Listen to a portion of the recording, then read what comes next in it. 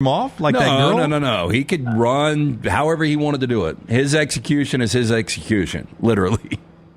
Well, listen, I need to throw in that when you hit the truck, you would be traveling just vertically, not to count the horizontal velocity. You'd be traveling about 15 miles per hour. So there's some damage. There's some injury territory there. And see, that is what I always said. We have even had UPS guys send me what the roof is made of. I've always said he'd go right through the roof because basically it's plastic on top of the FedEx and the UPS truck. He would have gone right through that down on my shipping down at the bottom. All right. Yeah. You notice what you noticed there? You need your dog food, Jim. Scott gave me the courtesy brown laugh that Ryan has. It was a terrible joke, and my brother was too kind to say that was a terrible joke, Jim. You're really good. Laughed. Brown's been doing that for me for 14 years. That's right. I've carried this thing. Hey, I know. And we're here to announce this is not our last year of doing it. Well, Scott, you are a rocket scientist. Are you working on new NASA projects? Sounds like a busy Friday for you. No, I'm not doing any rocket science anymore. How many rocket science jokes have you made in the last hour, Jim? Who, me? None. Only bad ones. Yeah, none because I had a turkey sandwich that Lance's girlfriend made for me. So I've been eating. But you're still a practicing engineer, though, Scott. I am. Yeah, he's just not a rocket scientist. Not much demand for that anymore outside of Elon Musk. Yeah. So, all right. Well, thank you for donating your morning to the show. We greatly appreciate that. I hope you're. Do I get any NIL money for this? Yes, you do. I'll send you a T-shirt. I think you've already got a T-shirt. Yeah, I do have a T-shirt. I know I speak for everyone behind the glass. You are all of a sudden the fastest rising brown brother in our rankings right now. You're maybe our favorite you brown. have one who looks like he's about to fall pretty fast. Yeah, that's true. That's a good point. All right, thank you. Good talking to you. Thank you. All right, have a good weekend. That is my brother Scott on the JohnstonRVCenter.com hotline. So he basically told you couldn't do it. He pretty much said I couldn't do it unless I could get to 14 miles per hour. That sounds like the key right there. And that's the minimum. Like if you could get to 14, whether or not you're actually going to be edged over. Yeah, that's what he said. I think he said if you got to 14 miles per hour, you could go 14 and a half feet, which leaves you where, Brown? Well, on the side of the truck, which is what LT always said you'd be, the side of the truck. You catch your face, your teeth, or your junk on the side of the truck's going to be bad. Yeah. So mathematically, it can't be done. Yeah. But as far as sticking the landing, if you hit mid-chest and grabbed a hold to the top, that was probably your best chance of actually landing on top, hitting the side. Right. Oh, no. Catching your breath, climbing up. That'd cave his sternum in. Would it not? I don't know. We just kind of have to do it one day. You have to do it because there's too many questions. Yeah, too many unanswered questions, Rockstar. You're correct. Paul said Brown acted like his brother was a guest. No love in that goodbye at all. Yeah. I don't know what I'm supposed to say. Thanks for being with us, Scott. Scott's on the JohnstonRVCenter.com hotline. I love my brother, okay? Is that what you want me to say? I love my brother, Rockstar. Am I supposed to say that? Like and subscribe, Scott. Yeah. Give us a thumbs up. We will see you down at the World of Wills later on this afternoon on the video platform. A live show at 3 o'clock. Until next time, God bless you and God bless America.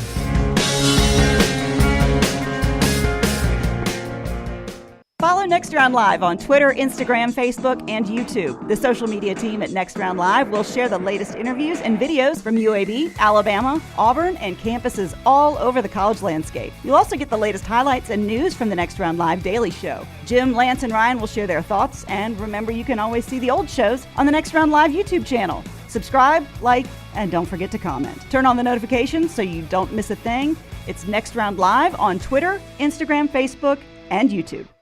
You've been wearing that thin, raggedy t-shirt for years now, and people cannot stop whispering and staring in your vicinity. We've all been there. Luckily, there's a solution to your lack of fashion and social cues.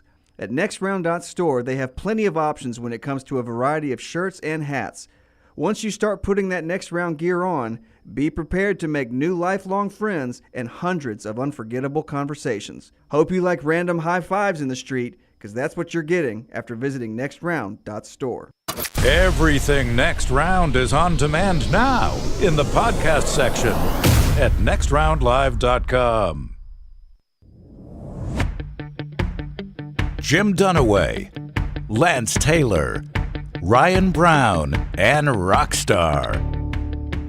Live from the Birmingham Racecourse Casino Studios, the Next Round, presented by Bud Light, is on now. Live show now on a Monday. We're all here ready to go and get ready on Super Bowl week. It was a super weekend in basketball. Auburn proves it can win on the road. Alabama dominates at home. We had all those top 10 battles. We'll get to those results coming up. A lot of college football to get to as we get to the final part of the signing period, which is coming up on Wednesday. We're 201 days away from week 0. But it's Super Bowl week, and we're heading out. We're not heading out, but the football world is heading to Las Vegas, and a lot of them arrived yesterday when the teams got into town. You ready for the Super Bowl? Yeah, I guess. It's one of those things. I mean, look, I love the Super Bowl. I love the NFL. I mean, the NFL and college football, 1, 2, whatever direction you want to put them in. But again, these are products we've seen. The Kansas City thing just drives me insane. I give them a ton of credit because to be able to get to 4 Super Bowls in 6 years is a crazy accomplishment. Hard to believe a great organization like San Francisco has not won a Super Bowl in 30 years. But look, we're diehard fans of our teams, and when your team has a really good year and they're not there, you feel a little short. I'm sure Alabama fans have felt this over the last couple of years, not winning a national championship. But all in all, I'll be excited about Sunday. We'll put some boards together. I started looking at some props this morning, and I'll probably be, even if I don't know if this makes sense to you guys, even if I give out Kansas City, I'll be pulling against them. Yeah. Can I just say right off the bat? Sure, Jim. We don't pre-rehearse. We don't tell each other what we're going to talk about on the show today. I've got a running list over here. And I always feel like I try to get you guys some really short passes early on to get you into the game and going.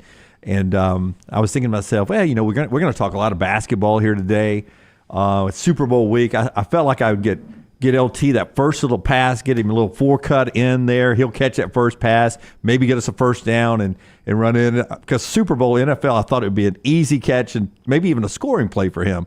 And he gives me I don't know about the Super Bowl. So was that a fumble? I mean, what happened there? It was totally. I threw it behind him. I'd be much more excited if this was Detroit and Baltimore. I don't know about you guys. I mean, we've seen these brands a lot. Do you agree? No, I would like. I don't really care who the AFC is. It's not Miami, so I don't, and it's not Buffalo. So, but you don't want to see KC again, do you? It doesn't really matter to me. I don't. I respect dynasties, bad word, or brand names playing. It doesn't always have to be Cinderellas. But I was thinking in the shower this morning, who am I cheering for in this game? And I don't guess I'm really cheering for anybody. No, the only one I really wanted to see was Detroit, just because they've never done it, Lance. Like out of the AFC, I didn't care if it was Kansas City or Baltimore. Neither one of those are like Cinderella stories. They've both been around. So that one, the AFC doesn't really bother me. If it's not Miami, I just don't want it to be Buffalo. Yeah. So that's. Well, you don't have to worry about that ever. But my whole thing I don't have to worry about Miami or Buffalo. Buffalo, either really. Wow. I mean, just talking about. I mean, if you look at the history of the last, 25, 30 years, you don't really have to worry about either one. All that said, this is like the New England Patriots again. Usually I go into this game and I'm cheering for somebody. Like if it's the Patriots here, I'm usually cheering for the other team to beat the Patriots. But in this situation, I don't really know who I'm cheering for. It just doesn't bother me. I mean, you're obviously bothered by a team being, continuously great. That's just never really bothered me. No, I don't like the team at all. Like they wear me out the further they get. Like when they were first there, it didn't really bother me. Yeah. And this is kind of like I told you guys forever ago when we started doing radio together. I was like, people are going to get sick of this Golden State team. Yep. Steph Curry is liked as he is going to be disliked because this team is going to get better and better, and they're going to win multiple NBA finals, which they ultimately did, and that's what you're seeing with Kansas City. I think there is Kansas City fatigue, and you just said you got used to pulling against New England. I don't know what the difference is in Kansas City and New England. Oh, there is none right now. Except this team is much more obnoxious. Mahomes, by the way, on that comparison, if he wins, that's 3 Super Bowls in 6 years, matching what Brady did, 3 in his first 6 years. I read a really interesting story this morning in The Athletic about it being compared to when Tiger won his first few majors compared to chasing Jack Nicklaus.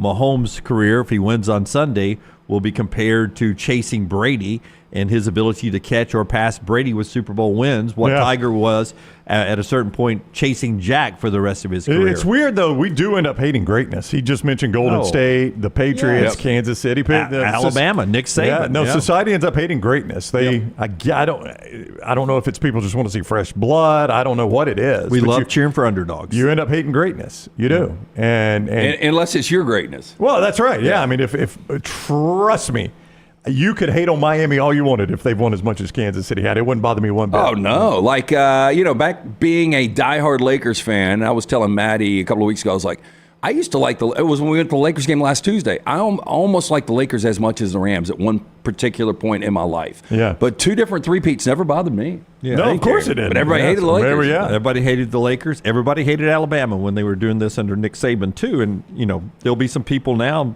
that will start hating Georgia, maybe. If Georgia keeps winning. I don't know. Let's see what happens in this 12-team playoff. But, I mean, if Georgia wins, if they reel off something like Alabama did, say Georgia wins 3 of the next 6 or something like that, they'll find ways to hate Kirby. They'll find ways to hate, whoever their stud player is. It's a little less in college football because the player cycle. So quickly, right? Look, and back to the original point with Kansas City, Clay said this last week, and everybody that's talking about Mahomes is going to be better than Tom Brady. Let's see over the career. Right now, I would say through his first 6 seasons, Mahomes is better. But Tom Brady, to be able to go 9 years without Super Bowl championship and come back and win multiple ones. And this morning, when I was on the Peloton, I was watching the final drive of the Patriots in Super Bowl 51 against the Falcons. I still cannot believe they took that game to overtime. Their longest drive of the season was the final drive in regulation, 91 yards against the Falcons. So I watched that final drive in overtime today, and for them to be able to come, I think that's what drove people crazy. Like the Edelman reception was on that final drive. Yeah, you couldn't kill him. That's what drove him crazy. You couldn't kill him. Yeah. And then there were the Falcons. Unless you were Eli Manning and the Giants. Yeah, that was the weird thing. Yeah, like they had the kryptonite. And I hate to bring this up for Scott, but... And thank God they did. Can you imagine how many they would have won without Eli? I hate to bring that up for Scott, but, especially when you go back and realize all the Falcons had to do was take knees for the second half and they win the game. Well, I was thinking about all Scott. They had to do. It's funny you bring him up because I was thinking about Scott. So that was 2016, that season, when Matt Ryan wins an MVP. And Joe Buck was saying, here comes the highest powered offense in the NFL with like 43 seconds of regulation. I was like, boy, things have flipped quickly for Atlanta. When you had the number one offense in the NFL in the Super Bowl. That's right. And now you've got Desmond Ridder as your starting quarterback. I mean, Matt Ryan to Julio Jones is a pretty lethal combo. Yeah. Back in the day. Really was. State and Chief checking in early. Really want the 49ers to get over the hump. This is their last chance with their personnel defensively. That window will close quickly. McCaffrey's contract looks very different. I doubt he can play a whole nother year healthy again. His history says he can't do that. Well, Kittle's getting old. Debo's getting older. Yeah. McCaffrey's getting old. I mean, this does seem like a moment in time that you finally get back there. You had your fingers around the Lombardi just a few years ago against Kansas City, up 10 with 3.5 minutes to go, and you blow that game. Yeah, so a good point by him there as we get going in the chat room over there. Morning to you, Smuff, and everybody else who's checking in. Remember, thumbs up, like, and subscribe wherever you are. Let's jump into basketball. And sorry, I meant to catch it cleanly. Yeah, no, I'm just trying to be honest with you. I threw it behind you. First quarter, we got a whole game, man. Let's go. Michelson Laser Vision gets us into our basketball conversation. Hey, pre-inflation pricing right now from our friends at Michelson Laser Vision. Really simple. Write this number down if you've been thinking about LASIK, finding out if it's right for you. 205-969-8100, the number that I called over 2 decades ago. Ask for Amy. Ask her about the pre-inflation pricing. She's going to hook you up with a hassle-free consultation. You have zero to lose to find out if LASIK is right for you. Again, I went in 20 years ago. I had the 2200 vision. I was legally blind without the aid of contacts. After the procedure, which only took 12 minutes for both eyes, 2015 vision better than 2020. Make the phone call that I made, 205-969-8100 or MichelSonLaserVision.com. Alabama and Auburn play 6 o'clock Wednesday on the radio networks and ESPN2.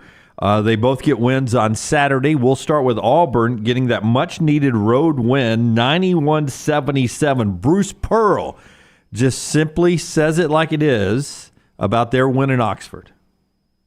That's the best win of the year, for us. To come into this building with this incredible fan base at Ole Miss. We talked about if we are really going to think about having a chance to compete for the conference championship, really, then we got to win one of these, like one that nobody else is going to win. Like, I don't think anybody else is going to come in here and win. Maybe. I'm not sure who they have. The next game's at home, but, one of the top 3 or 4 teams. So this was a separator for us, and something obviously going to give our kids some confidence. As what do we play Alabama at home on Wednesday, and then we got to go to Florida. So it's not going to get easy. We're going to take it one at a time. But this was an important one. It was an important win for them, Brownie, because they had not proven yet they could go on the road and beat a team of Ole Miss's caliber, but he will have opportunities down the road to win better road games. Well, a lot of things. Number one, they had not proven they could go on the road and win a game against a good team, like you said. Arkansas was their road win, and we have seen now Arkansas is not very good. At the time, that looked like a tremendous win for Auburn. I mean, they won that game going away. Maybe that should have been a sign to us Arkansas wasn't what we thought they were. But then, the opportunity to get a quad 1 win. Another thing they have not done, and it was just kind of that millstone around their neck. Everybody kept pointing out Auburn doesn't have a quad 1 win. They finally checked that box with Ole Miss right now, I think 58th. So well inside the quad 1 win category for them.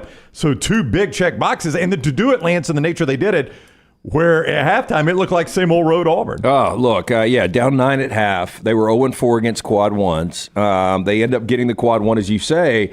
But the way they played in the second half to outscore Ole Miss on the road 56-33, they were 22 of 30 from the field. I mean, that looked like a team that could win a national championship in the second half. Yeah, but that first half, they're down 9, and Janai Broome has 0. He's playing okay defensively, but still had 0. I was like, I mean, what's wrong? Yeah. But became kind of that closer down the stretch. And the Chad Baker-Mazzara dunk right at where they had to review it to see if the shot clock had gone off. I mean, that is one of those plays that, I don't know, you just saw Auburn completely in control down the stretch in a hostile environment, a place that Ole Miss hadn't lost the entire year. I'm not entirely sure where they ended up in the second half. With about 2 minutes to go, when it got into garbage time, Auburn was shooting 74% from the field in the second half. Yeah, crazy, right? 74%. It's nuts. And then when you find out post-game from Jalen Williams in that interview that halftime was Chad Baker-Mazzara clearing out the locker room of the managers and the coaches and basically lighting up his teammates, then it adds another layer to this story, right? And I think it shows you how this team understood the gravity of this moment. They knew the narrative. They knew they didn't have a quad 1 win. They knew that people were doubting they could win games on the road consistently. And they did something about it. I mean, if you're an Auburn fan, you got to love the way that played out, just every single thing about it. Yeah, and if I'm correct about this, Auburn now number 5 in the KenPom. Last I checked with that, so that sounds about right. Houston, Purdue, UConn, Arizona, Auburn, Tennessee, Alabama in the KenPom when I checked it last night. 5, 6, 7 in the KenPom, and then in the net, Alabama is 5, Tennessee is 6, and Auburn is 8. So they're all kind of grouped together. Scott's showing you the KenPom, but in both rankings, the KenPom and the NCAA's net, Alabama, Auburn, and Tennessee grouped pretty closely together. Yeah, and I'll tell you what's going to be dangerous about Auburn is this bench. I mean, again, 36-8 over Ole Miss, and because of the depth, their ability to shoot free throws, and play at both ends of the court. That's what makes Auburn so dangerous. And I do think Janai Broome, although he has a bad first half, is a guy you can count on night in, night out for a double-double. I will tell you whose bench is also getting a little bit better, and that's Alabama. I was at that game. I'll tell you more about that. We'll hear from Nate Oates, cut number 5, if you'll get it ready for me, Tyler, after LT tells us about our friends at Redmond Vodka. Remember, Redmond, the drink of choice for the upcoming Swift Bowl, as we're calling it up here. Yeah, I made a reference that I saw the Hawks this past week, State Farm Arena over in Atlanta. The official vodka of that arena is Redmond Vodka, locally owned and operated. If you're listening to us, it's available in 22 states. Ask for it by name if they don't have it. Tell them to get it. It's gluten-free. It's 8 times distilled. Charles Barkley, one of the great faces behind it. Ask for it by name. It is Redmond Vodka. Okay, Mississippi State is an NCAA tournament team right now. They come into Tuscaloosa. They get manhandled, 99-67.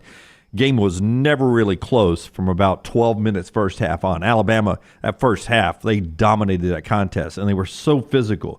Mo Diabate is growing into a defensive physical menace. He plays so much bigger than his body. Jaron Stevenson had a good game. Both of them had 14 and 9 for Diabate. Here's Nate Oates after the contest on how he felt about this effort from Alabama at home before they go to Auburn. We've been asking our guys to come out and try to put 40 minutes both sides of the ball together. That's been the closest we've come. We challenge our guys. I thought we were a little soft at Georgia with the rebounds, defense, the start to the game. I think they answered that pretty well for not shooting it great and really not getting to the line. We made a lot of other things go well. Some second chance points, some turn them over more than we've been turning people over. We ended up with 27 points off turnovers. So I thought a lot of that was effort. We're getting our guys to play a little bit more aggressive on D, play harder, be more assertive. So I think and this is a really compliant group. When we make points that we need to improve on, they've done a pretty good job improving on them. There was one moment I've never seen Nate as excited, and the whole bench. But there was a missed three-pointer from Rylan Griffin. They got the rebound, kicked it back out. Rylan missed the three. They fought and got the rebound, kicked it back out to him, and he drained the three. Now that's one of three shooting threes in one possession. Yes. But they fought hard and got offensive rebounds each time against a very physical Mississippi State team. And then that led into a timeout, and he's pumping fists, and the whole bench is going crazy. That team's growing into their defensive personality. They're starting to find themselves. Yeah, that was complete destruction of Mississippi State. That's a pretty good team, too. I think so, too. You talked about Griffin there, and Griffin's a younger player that came into his own the last couple of weeks. Diabate, Jaron Stevenson had a great game. If those freshmen start to show up, watch out. And again, I mentioned this. Auburn looks like one of these Final Four teams in the second half. Alabama looked like that for 40 minutes. I mean, you heard Nate just say, best 40 minutes we've played the entire year. It was so much destruction, I turned it off midway or a little bit before midway through the second half and put on a movie. Yeah, you knew that game was over pretty much at halftime. I mean, that thing was over at the half. And, since they moved Grant Nelson down inside, I think they have kind of, I'm not going to say they've replaced Bediako just yet, but I think they got enough bodies they could throw at people, right? That, there's not going to be the foul trouble situation if you run into another big guy. I mean, Tulu Smith is a good big guy, right? That's right. And they were just able to throw a bunch of bodies at him, and you're not going to get in the foul trouble that they got into, like when they played Edey against Purdue. Some of those early games this year where they were really good until they got thin inside. They just got a bunch of bodies they can run at people now. Well, you mentioned Smith, and that's a pretty good sign that you can win this game by 32 and still give up 23 to him. Yeah. Absolutely. Well, that's Alabama's style against those big guys, right? Is I'll trade threes for twos all night. Yeah. I'm going to hit 15 threes, which Alabama did. I'll let Tulu Smith score 25 if I can hit 15 threes. I will make that trade every single game if I'm Alabama. Nick Pringle back with the team, did not dress as he's suspended, but he is at least back with the team for the time being as that ebb and flow between him and the coaching staff continues. That's sort of the second time this year he's been in the doghouse. I don't know if he'll get a third chance, but he was in street clothes on the bench and was trying to lead the cheers every time there was a timeout, trying to get back in good graces with the coaching staff. With Pringle's length, he could still be a huge factor for this team. I think I would try to get it straight up on Pringle. Yeah, again, that's another body on the inside that you can just throw at people, and you've started to find an answer for not having the shot eraser and Bediako on the inside there. And he's not Brandon Miller level, but the way Mark Sears is playing, you got a guy that when things go bad, you can get it in his hands and he can find a way to create points. Which is what they did with Brandon Miller all year last year. Anytime the game ever got in question, the ball would end up in Brandon Miller's hands. That's exactly right. And I think Sears is that guy right now, the way he's playing. Dane Bradshaw joins the show. He was on the call. He'll be with us at 11 o'clock to start hour number 3. Gary Parrish, national writer, always ranking his top 25 plus one.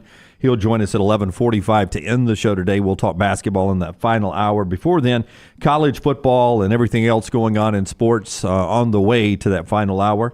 You can be part of the show as always, 205-734-0923, 205-734-0923, or the fastest way onto the show in the chat room over there, Brownie. You were in Tuscaloosa. I did not see any reaction on this, but the Kai Spears kid that was involved in that lawsuit came in and hit a 3. Yes, he did. Camera cuts to Jans, and he kind of looked perturbed. and he and Nate Oates had a very quick handshake. Did he say anything post game? He did not. He did not. I was in his news conference. He did not say anything. But you got a kid off the bench that never plays. I mean, you can't get pissed at him shooting a three. I think he was more upset with just the way his team played the whole game. Yeah, it was. I don't know it's so out of whack by that point. I mean, I think everybody had zoned out when these guys come off the bench. Yeah, it's not like football. When those bench guys come in, you expect them to be chunking threes. He looked. It looked like from the way on TV, he just kind of looked at Oates and did the old laugh, like, "Oh my God, you're still shooting threes up this much." It looked like he was a little upset. I mean, it's just Alabama's offense. Well, I just think it was a kick in the balls when a 150-pound white kid comes off the bench. It should be. Yeah, you should be pissed at yourself that you let him get the shot off. So I didn't know if Jan said anything. Not in the news conference I was in. I don't know if he said something to their beat writers. Yeah, and Jan has been a defensive wizard, but giving up 99. Yeah, that's gotta hurt. Yeah. Hey, go check out LT's interview. I think Facebook is it on our YouTube channel as well with Mick Foley. First off, I walked out of the room. I did not know that was Mick Foley walking in. I walked out. I figured I was going to stretch my legs before Mick Foley actually walked in for the interview. And then as I stepped outside, Kelsey came and said, "Are you going to watch the interview?" And I said, "Well, when's Mick Foley going to be here?" That was Mick Foley that walked in. That was Mick Foley that walked in. So you really had no clue who Mick Foley was. I this did whole not, time, and nor did I. He did not look like he was still. I guess he's not still a wrestler. He's long retired. He did not look like he was ever an athlete. I was trying to explain to somebody in the Middle Ages what was life expectancy, like 37, 38 years old. I think for wrestlers a little bit older, like 50. He's 58. Seems more like he's 80. He's gained 75, 80 pounds. Does not care what he looks like. He's limping around. That guy's got to be in constant pain. But a super nice guy. Yeah, missing his front teeth, right? I mean, just no teeth. He limps around. His body is broken down. Told us a story about how he pulled one of his teeth out with pliers. Oh, yeah. Okay. Don't give away the interview. She just tweeted it out. Go watch the interview. And I wasn't just, high on a $20 daiquiri that I got down at the World of Wheels. It was one of the best interviews I'd ever seen Lance do. It was really, he's so good at interviews. And that one, I knew nothing about Mick Foley. And I watched him do the interview live, and I thought to myself, man, that was entertaining. I mean, I was on the edge of my seat the entire time on the answers this guy was giving. It was funny. I was walking out, and Dunaway was like, man, that was an incredible interview. I thought he was being a smart ass. I cannot give compliments. No, I cannot give compliments. No, I mean, and I appreciate that, but I just thought there was something. I was like, oh, he's about to drop something on me. Nothing but a compliment. I mean, I led the clapping at the end. The first guy to clap was me. I was like, wow, how about that? How many people were in there? Not many, 15. Oh, so it was like a VIP type deal? So you were a little confused on how we were going to do it. We thought when he got to the stage where they kind of have the cattle call of people just signing 8x10s, walking out, that we would come on stage, introduce him, and then do a quick Q&A, but they said the best way to do it would be go to the meet and greet, let people meet him, and then we'll have a little bit of a window and you can sit down and do a one-on-one. Yeah, so that's what we did. Yeah, it's only about 10 minutes, right? It's 11. I think 11 and a half is the runtime. So it's an easy watch, but you just see how genuine this guy was. Big fan of Mick Foley now. And did you see, there was pretty big wrestling news. Did you see what happened next door later that night? The Rock showing up? The Rock return. How about The Rock being in Birmingham? Well, we talk a little Rock, and when I sat down with Mick, he said he wasn't sure we were going to do the interview. He was like, I don't know if I'm going to do this. And I'm like, what's up? And he was like, I really don't want to talk about the controversy. And I'm like, oh, he's talking about Vince McMahon. Yeah, I'm just going to pepper you with Vince McMahon. I was like, I'm kidding. I'm not going to say a word about it. He's like, okay, we're good. It's not Mick Foley's fault. Yeah. Vince McMahon's a total creep. I would say that The Rock being here also a little tied to the UFL. There's no doubt about that. But it made national news, and it was right here in Birmingham. And I don't know if you've seen the unveil. It's pretty cool. Like, I don't know the whole storyline. I don't know the backstories or any of it. But when and I know Lunsford's here. Lunsford, can you give me the backstory of why this was such a big deal? Okay, Lunsford's got his headphones in. Go ahead, man. On why The Rock coming back was a big deal? Well, no, why? Like, was that Roman Reigns? Yes. So Roman Reigns has been the champion for I want to say almost 4 years now. And to me, it's been very boring to watch. And it seems like they wanted to do Cody Rhodes, Dusty Rhodes' kid, who's come back. They wanted to do him versus Roman, but then CM Punk got hurt, so they moved him to fight Seth Rollins for one belt. And now The Rock is going to fight Roman Reigns for the other belt. Okay. Well, there you go. But when they dropped the start of The Rock's music, Legacy Arena comes unglued, Wait, man. so did nobody... Awesome. I saw that, but did nobody know The Rock was in town? I don't know. I mean, somebody tweeted out a picture of him at a gym. I don't remember who it was. Some news person. I don't remember who it was. Tim showed it to me. But, it doesn't look like him because when you see him kind of in a blurry picture, he's not quite the Rock of old. Yeah. But, that's all we saw. So it's like, he may be here. You never know. Of course, you got to build up WrestleMania. The Royal Rumble was last weekend, so you kind of have to start building that up this week. That's the biggest reason he was here. I honestly don't think it had anything to do with the UFL. Okay, so would you have said, if I go back a week, hey, better chance of The Rock actually walking out in Birmingham on Friday night, or Taylor Swift playing, being a part of the collaboration of halftime at Super Bowl? There's a 0% chance of her doing that, so The Rock. Okay. Yeah, Amped 280 is where he apparently worked out. How about that? That's where the picture was from. Thank you in the chat room. Show being brought to you by JohnsonRVCenter.com. On my feed all weekend long, I kept seeing new next round Johnson RV folks getting new RVs for the year. How about that? That's fantastic. We appreciate you supporting them. They are great people. They wrapped up an incredibly successful show in Decatur and Huntsville this weekend. So now they've turned their attention to the RV show in Coleman, on the lot there in Coleman, I-65 exit 304. That is coming up February 23rd through the 25th. They will be at the BJCC that weekend as well for the Coleman lot show. And we'll be live February 24th. So that Saturday, we're going to have a live show from the RV at Johnston RV Center. Great inventory of campers on site there. RV show prices, they are good all month. You can RSVP and get even more. JohnstonRVCenter.com/TNR. You RSVP, get up to $1,000 in incentives. JohnstonRVCenter.com/TNR to RSVP. I-65 exit 304 in Coleman, 334 in Decatur. Always online, JohnstonRVCenter.com. Follow Rockstar on Twitter @RockstarBHM. Hey, Lance Taylor from the Next Round to tell you about one of our favorite places for breakfast, lunch, and dinner. That is Hamburger Heaven since 1982. Hamburger Heaven has been serving Birmingham's best hamburgers, cheeseburgers, French fries, hand-spun milkshakes, and sandwiches made fresh to order. All of their ingredients are fresh and prepared daily. This includes their beef, always fresh, never frozen, hand-pattied each and every day. For breakfast, lunch, or dinner, visit any of the 4 locations, Highway 280, Irondale, Gardendale, and Homewood. The Double Down Media podcast family is live and full of content for all ages. The Mystery Fifth Hour gives the Next Round host a chance to talk about everything but sports. Pour a glass of Bama and bourbon, our weekly college football conversation, while sipping on some of the most interesting pours in the bourbon world. And in our Not For All Ages podcast, The Last Call, LT takes off the gloves for in-depth conversations with stars like Taylor Hicks, presented by Redmont Vodka. Find these podcasts and more by searching The Next Round on Apple, Spotify, and on our website, nextroundlive.com.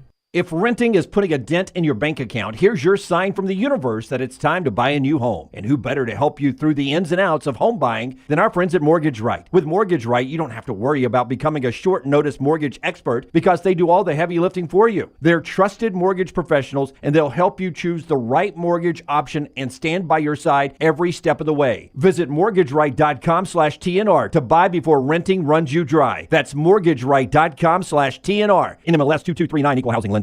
Hey, Lance Taylor from the Next Round to tell you about our friends at Gutter Cap. Gutter Cap's that patented aluminum cover system that fits over most existing gutters to keep out debris and eliminate that gutter cleaning. It's backed with a lifetime warranty, almost 20-year service record right here in Birmingham. Stay off that dangerous ladder forever. 45% off the retail price now if you call GutterCapBirmingham.com. Call my good friend Chris Stewart now, 205-823-2212. Cap it, don't snap it. It's Gutter Cap.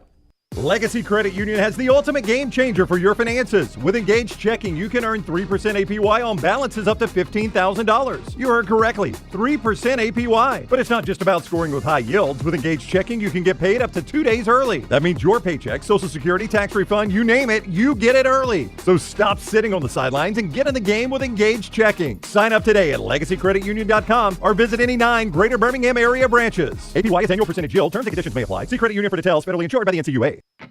The Next Round is so much more than the show you get from 9 to 1 each day. So make sure to head to our official YouTube channel at Next Round Live and subscribe to get all of our latest content. We, of course, have plenty of specialty content and shorts based all around the sports in the heart of the SEC. But we also talk pro sports, gambling, lifestyle and entertainment, and so much more.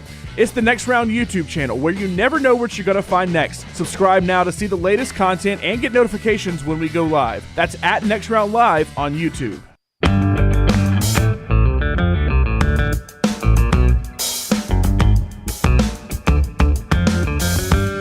Basketball over the weekend was so much fun.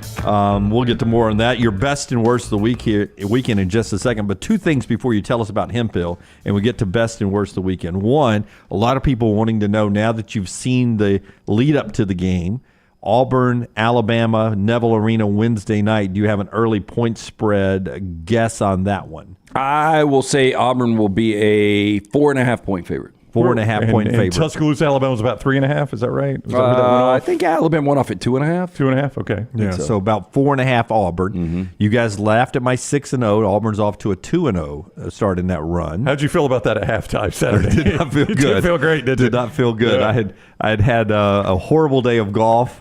Jumped in the shower and I'm listening to it on the drive over to Tuscaloosa, listening to the first half of the Auburn game. And I joked with you. I'm listening on my Sirius XM to the Ole Miss broadcast. Yeah. And not having it on television and just listening to the Ole Miss broadcast, I told Brown, I said, man, was it a physical first half or something? Because this guy was making it sound like they were about to cuff half the Auburn team and haul him off for attempted murder. He shoved him in the back. That's got to be an intentional foul.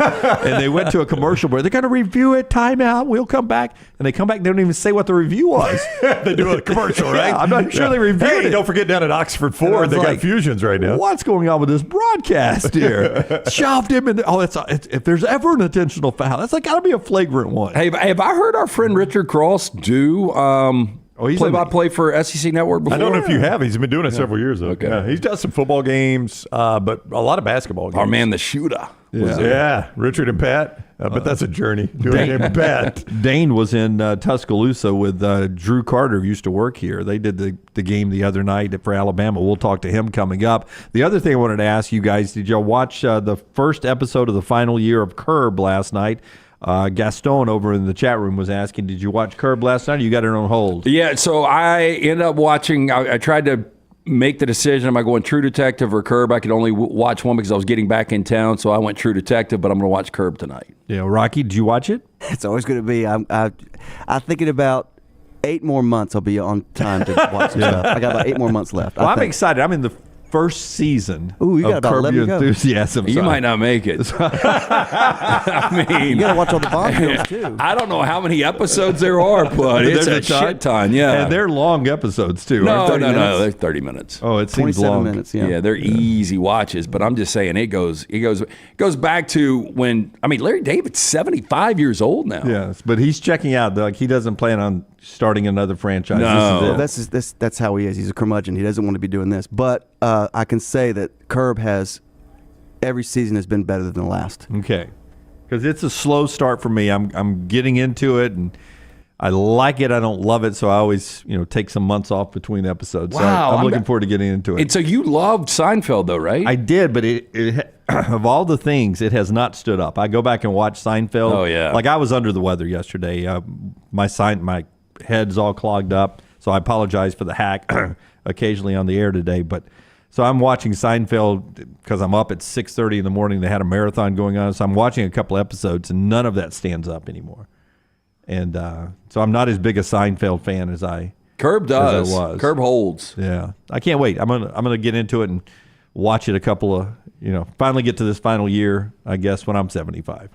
Or something, the way you timed that. Yeah, I'll say this about True Detective real quick, and I don't know if anybody in the chat would agree, but I like the little supernatural element, but last night's episode went, I mean, it's too far. It's in the horror genre now, it seems like. Oh, yeah? We've crossed a line, have we? Yeah. I mean, I still like it, but boy, last night, yeah, you will freak out. This will be it for me then. I may not even watch it. I may start my Curb you tonight.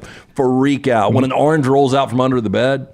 Whoa, sounds interesting. Well, there's a little symbolism with this orange. I don't know if you've noticed. Back to The Godfather. No. Well, in The Godfather, the orange symbolizes upcoming death. Yeah. Well, and you saw how Marlon Brando's character goes out. That is correct. Yeah, almost went out early buying oranges. And but I saw the orange last this orange is a little bit worse. Oh, Yikes. Worse than death? Best and worst of the weekend brought to you by our friends at Hemphill. They also bring you Lance's Lock, lanceslock.com for all the plays throughout the week. Tell us about Hemphill, man. Hemphill, 205-229-2090. Make sure your unit is keeping up with the changing weather. Call Adam, Chad, Andrew, the guys at Hemphill Services, 205-229-2090 or hemphillservices.com. Brownie, if you can get me some best and worst from the chat room over there, I will tell you that if you're in the state of California watching or listening to us, you know how rainy it is. But if you're not there, they had to move the Clash at the Coliseum from Sunday night up to Saturday night because it was going to rain all day Sunday and into this week. And they canceled, Brown, the final round of Pebble Beach yesterday and today. They didn't postpone it. They just canceled it. So Wyndham Clark, sounds like a hotel, shot a 60 on Saturday, a course record at Pebble Beach, but that got him to the top of the leaderboard and ends up winning the tournament for him. Had a good look for a 59, by the way, the old magical number there, even though Jim Furyk has shot a 58. Still, that 59 is a magical number, but good for him, though. He played, he got hot on the right day. Little did he know it was going to get shortened to 54 holes at the time. Moving day, and I will tell you, again, under the weather a little bit, so I tried to watch Live. I tried to watch Mexico. that. Yeah, there's nobody there. There's just no crowd. There's no crowd. Yeah. The broadcast is horrible. Yeah, even though it's got like David Faraday and some other names you recognize, still bad. So this is not a stream anymore, right? No, it's on the CW. But the leaderboard is jacked up, and it does not look like professional golf. And the course that they're playing, Brown. I mean, I play at some.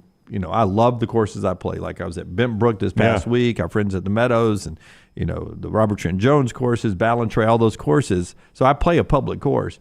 But if I'm John Rahm and I'm hitting a shot and I'm having to putt on a sandy green, it just seems beneath you. They're down in Mexico off a beach, and they're putting on a green that looks like he paid $35 for 18 holes. Yeah, but if you're getting paid $3 million per event to putt on that green. You do not care. There was nothing that looked professional about that whole thing. Yeah, it's a lot of people just taking money, Jim. Yeah, they're all in shorts. Yeah, well, that doesn't bother me. I've never understood the whole pants thing. Yeah, well, I mean, it just didn't look professional. Yeah. A lot of best on the Rock. A lot of people were down at the Raw Friday night, and a lot of best of the Rock making his appearance. One best, I was going to give Lance a compliment, but I can't find it now. One best was your interview with Mankind, Mick Foley. They like that. I appreciate that. You're welcome. Troy's best. Auburn shut up that petulant child Kiffin. Also, Broom almost killed Morgan Freeman. That was actually a pretty cool deal there. Yeah, it really was. I had no idea it was Morgan Freeman until after the timeout. Yeah, I know he's from Mississippi and spends time there. I didn't realize that he went to basketball games. I saw him at the Mississippi State Ole Miss game. There's a great Scotty. photo. If I'm Janai Broom, I want that one. Yeah. I might put that one up. So if you weren't watching, Broom goes into the front row. And Morgan Freeman kind of reaches out and just kind of holds him up. Keep from falling on him, and then grabs his jersey. I really don't know why Morgan Freeman grabs his jersey, but Broom is walking away, and he feels his jersey tug, and he reaches around and slaps the hand, which I think would be a normal reaction on the road. And then as he turns around and slaps the hand, he realizes it's Morgan Freeman's hand he just slapped. And you could tell Janai Broom immediately is mortified. God? Then he goes to the timeout huddle, comes back after the timeout, sprints across the floor, and apologizes again. It was a really nice moment there. And pretty cool to see Morgan Freeman. I've got Morgan Freeman coming up in 4 downs. Listener submitted 4 downs. Well, that's pretty cool. Oh, wow. Morgan Freeman, though, I mean, even with all his fame and all of that, still lives... I don't know that he lives full-time in Mississippi. He still has a very large house there and still supports Ole Miss. So I'll give Morgan Freeman credit. He's not one of those that just shows up at Ole Miss when they're any good. He has long supported the Rebs. Yeah. Best of the weekend, watching Kentucky get slapped around at Rupp. That from Andy. Kentucky got beat by Tennessee in that game, 103-92 at Rupp. And John Calipari afterwards did not meet all of his media obligations, according to Matt Jones, Kentucky Sports Radio. Bush League. He did his post-game interviews, but there you see Matt. It's really lame not to do the post-game radio interview after this loss. It just is, says Matt Jones. Well, look, and I'm, Matt Jones is Matt Jones, but the fact of the matter is Kentucky wins that game, he's doing the interview. There's zero doubt. So how petty is that for a guy that has won a national championship? Yep. Look, he's got that really good parachute deal with them. So if they decide to buy him out, John Calipari's set for life. Brody says he's done. I don't see it. You don't? Why not? I mean, I just don't see them pushing him out. I wonder if... And by the way, we don't know how this season... Reed Shepherd's only been in the starting lineup 2 games now. Tennessee, you can make an argument, it's the best team in college basketball. Well, I got asked that Saturday night leaving Coleman Coliseum after the game. Somebody asked me, who do you think is your national champion? And I said, I'm going to surprise you with this answer. And I said, if anybody from the SEC wins it, for some reason I think it'd be Tennessee. It is hard to trust Rick Barnes in the NCAA tournament. It is. That's He the only sent thing. me to the Midwest on the trip 2 years ago when I lost the bracket challenge because I had Tennessee.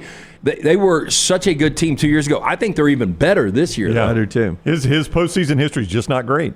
I mean, and Rick Barnes is a tremendous basketball coach, one of the best regular season coaches we've ever seen. But you go back and look, they have a history of early exits under him. Not just Tennessee; it goes back to his Texas days as well. Not as bad as Purdue, but no, but still, he's. I struggled to trust him in the postseason, unfortunately. More best and worst of the weekend as we continue on. Brought to you by our friends at Hemp Hill. 205-229-2090. Trust the name. Birmingham has trusted since 1954 for all of your plumbing, heating, and cooling needs. Call Adam, Chad, Andrew, the guys there. Hard to stop a train. 205-229-2090 or hemphillservices.com. Markel's best and worst of the weekend. Give me 2 seconds. I'll get right back to that. I clicked off the page for 1 second. Markel, best of the weekend. Carolina handling business against Duke. I tell you what, that rivalry, because the coaching changes, has lost a lot for me. That used to be must-watch TV for me, and I barely paid attention to it. 93-84, winner for North Carolina at home. Armando Bacot. It's hard to believe this team missed the tournament last year. I'm right about that, right? UNC missed the tournament? And Bacot was such a factor 2 years ago when they played for the national championship. Yep. But now he says the ACC runs through, not Chapel Hill or North Carolina, through Bacot. Yeah, through Bacot. You like that? I don't know. I told you guys I grew up a huge North Carolina basketball fan. I'm indifferent now. I'm kind of with you.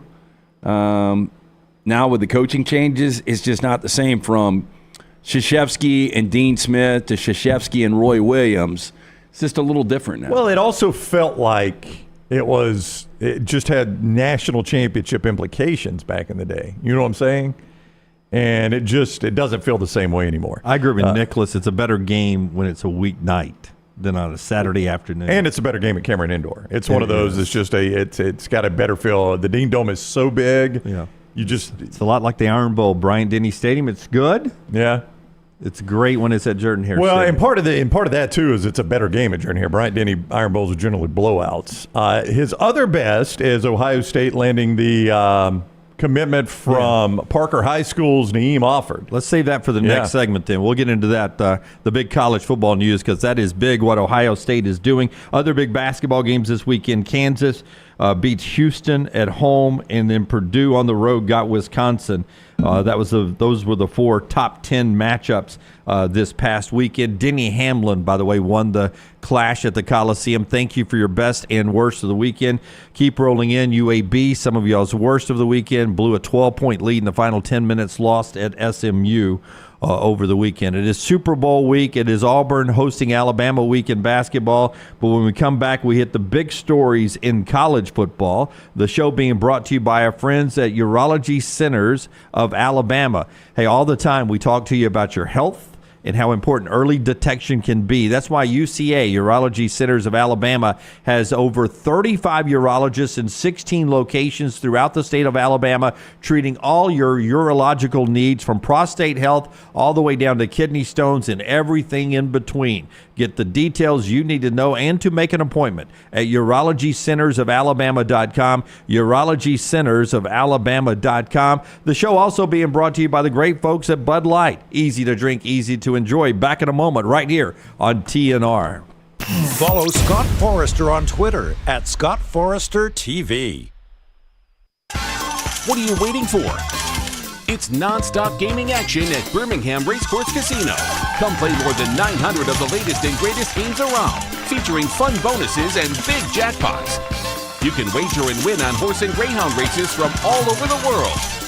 There are more ways to win at Birmingham Racecourse Casino. Birmingham Racecourse Casino, located off I-459, exit 31, Derby Parkway. Must be 21 or older.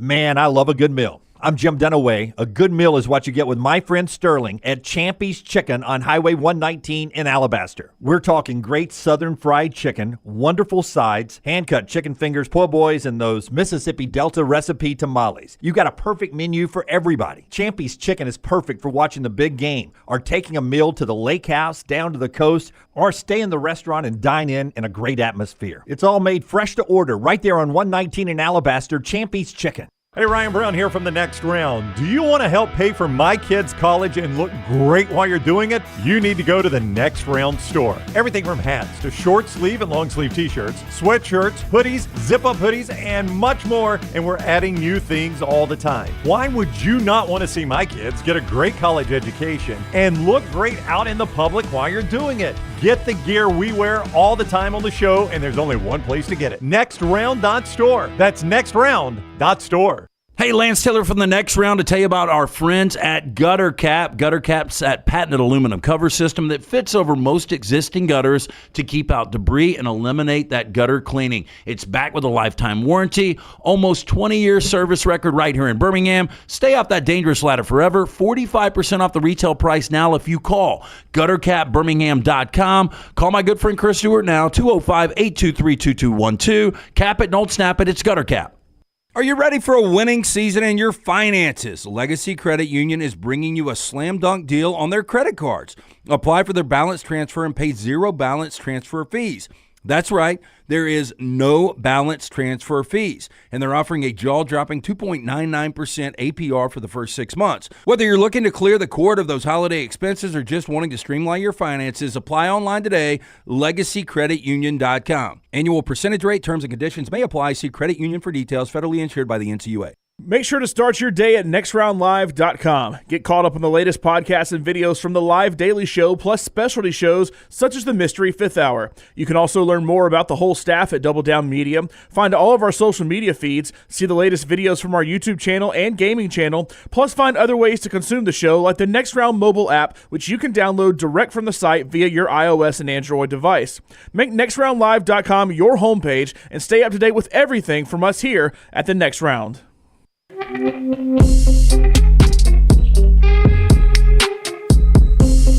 on that run-in with Morgan Freeman, here's Janai Broom after the contest when Auburn beat Ole Miss when he realized what had gone on the sidelines.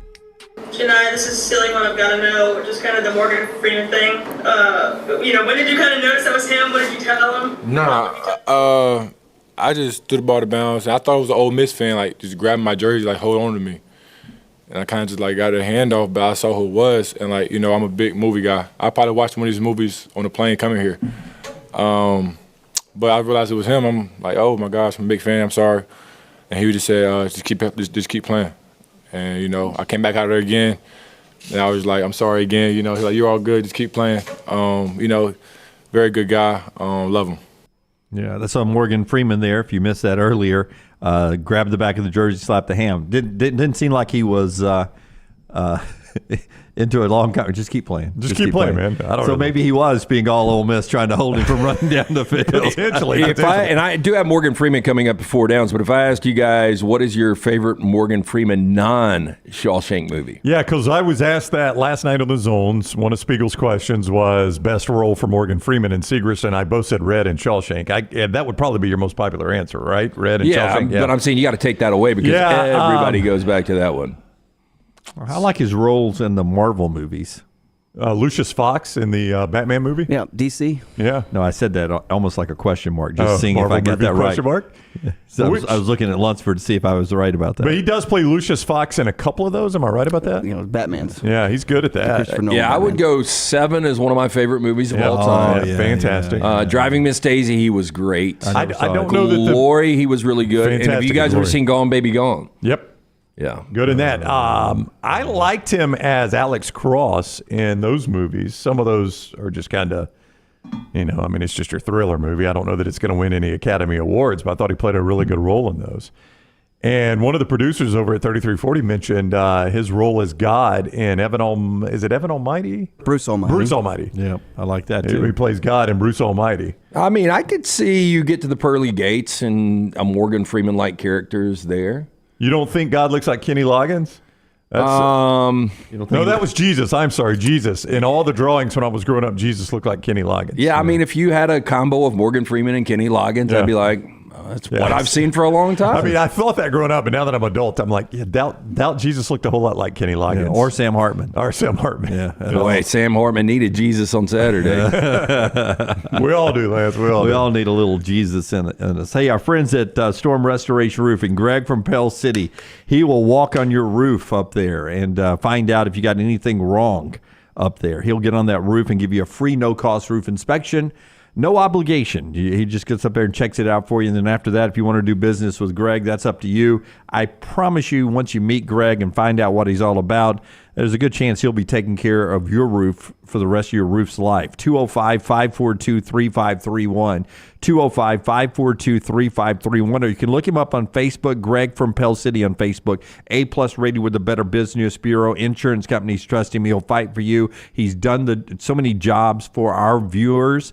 You can just ask in the chat room if you want to. Hey, what do you guys know about Greg from Pell City? And they will give him 5 stars over in the chat room there. 205-542-3531 or Greg from Pell City on Facebook. It is Storm Restoration Roofing. Football news, Steve Belichick is in college now. He leaves the New England Patriots, of course, as his dad retires looking for a job. Steve Belichick is now Washington's defensive coordinator. That's where he's going to be working now, and he's got that looks nothing like his dad. He's got that long hair. Yeah, he looks like a cage fighter, kind of just from neck up. He was supposedly calling the defensive signals. It's one of those deals where Bill Belichick's always going to get credit for the defense. But supposedly Steve Belichick the last few years has been calling the defensive signals. And if you watch New England, the defense is the only thing that kept them in games. Their offense has been awful. If you put a sleeveless shirt on him and threw him in the pool in La Villa with some Oakley blades, nobody would know. Yeah, I mean, he doesn't look like he'd be the kind of guy you'd want to hang out with, just book by cover. Does or does not? Does not. He looks like he'd be an angry drunk. Would you guys give me that? I wonder if he's got his old man's personality, though. Do you think he's got a better personality? You mean no personality? Yeah, I was about to say, so zero personality? Yeah.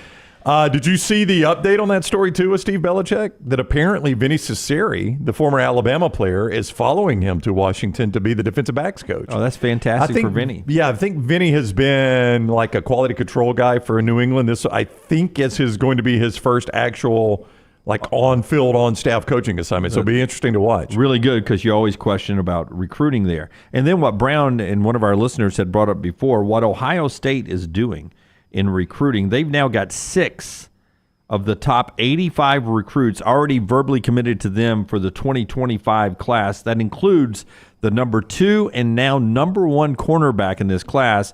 That's the number 1 cornerback. That is Naheem Alford from right here at Parker High School, who picked Ohio State over the weekend, right in Birmingham. Ryan Day comes down and steals the nation's number 1 quarterback. Number 5 overall, number 1 corner in this class. So, sorry, Lance, but I don't know if you guys remember when we brought him up Friday and we showed all the offers he had behind him. And I mentioned that I've got a friend that is on that staff, my guy Miles McKee. And Miles had mentioned to me at a lunch how heavily Ryan Day had recruited this kid. Now, he never told me that he thought he was leaning, but he was just like, man, Ryan Day is this guy is that. And I even said, I saw a photo of Ryan Day at a basketball game in Alabama. Was that the game? And obviously, Ryan Day did a heck of a job recruiting this kid. Well, more importantly, his DB coach, Tim Walton, did. Tim Walton, who is from Columbus, Georgia. He was the DB coach for Nick Saban during LSU's national championship year and was so successful at LSU as a DB coach, he spent the rest of his career coaching DBs in the NFL. And now he's back in college at Ohio State and is known to be a great recruiter. If you were wondering who has the deepest pockets when it comes to the collective, it might be Ohio State. When you saw what they were able to do in the portal this offseason and what they're doing in recruiting, look, they've always recruited at a high level. But, the word was they had $14 million in the coffer for NIL and transfer portal. Hey, buddy, the chips are all in at the middle of the table for Ohio State right now. Well, Nicholas says if Day doesn't win a natty, he'll be fired. I agree completely. Maybe not this year, but he better win one in the near future, Lance. You cannot spend that kind of money and not get a national championship out of it. I get that, but as long as he is in the college football playoff, it's kind of hard to fire a guy like that, and I find it hard to believe he's not. Now, if he misses a 12-team playoff, yeah, he's probably out. But as long as he gets to the playoffs, I don't know how you fire him. Oh, I think they would. Do you think so, Dunaway? I don't see that. I do. I mean, the 12-team playoff for a lot of teams is going to be the expectation. It's just meeting expectations. That's going to that's going to be good for some teams. But Ohio State's used to being in the 14 playoff. Yeah. So if you're just in the 12, you've done nothing for me there. Yeah. If I'm power boosters at Ohio State, we cannot spend this kind of money and not win a national championship. And Ohio State just won one, which is why they're all in on spending this money. I mean, Michigan just won one, which is why they're all in on doing this for Ohio State. They've always got money. Now they've put in this extra money for the collective. Yeah, look, and we're coming up on a decade. The last time they won a national championship. I mean, I'm going to be surprised if they're not one of 3 or 4 teams that is playing for the national championship. Yeah, I mean, I will. Honestly, I'll be surprised if they don't win one over the next couple of years. Yeah. I mean, this could be the year. I mean, I like them right now. If you ask me who's going to win the national championship, I would say Ohio State. Yeah, they by the way, they've got a good team this year. I mean, this recruiting class coming in is still freshmen in 2025. This class, the portal they got in and the class they have coming in, pretty good little football team on paper this year at Ohio State. I don't think it'll be good enough to get them past Georgia to be the preseason It'll be number close. 1. It'll be 1 and 2 though, for sure. It'll be 1 and 2, Yeah. and I still think it'll be Georgia and Ohio State because of the quarterback. Quarterback Carson Beck at Georgia, I think, will keep them ahead of Ohio State. But if Carson Beck was wearing the garnet and gold, Scarlet and gray, I would say Ohio State would be over. I think I probably would too. They'll be the favorite to win the Big Ten. I think it'll be them in Oregon to win the Big Ten. And that's the other thing is they're spending all of this money when a lot of people, and this is no reflection on Sharon Moore, but a lot of people think Michigan is going to take a step back. They thought that with Jim Harbaugh, with all of the players that they were going to lose. But now you've also lost Harbaugh. So this feels like the time to strike if you're Ohio State. I mean, both for Sharon Moore and Caleb DeBoer, I mean, the expectations are going to be tough.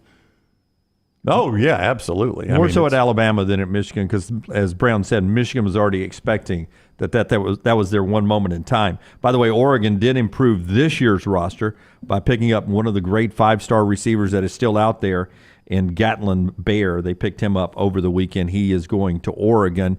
NC, did I miss the Ryan Grubb update?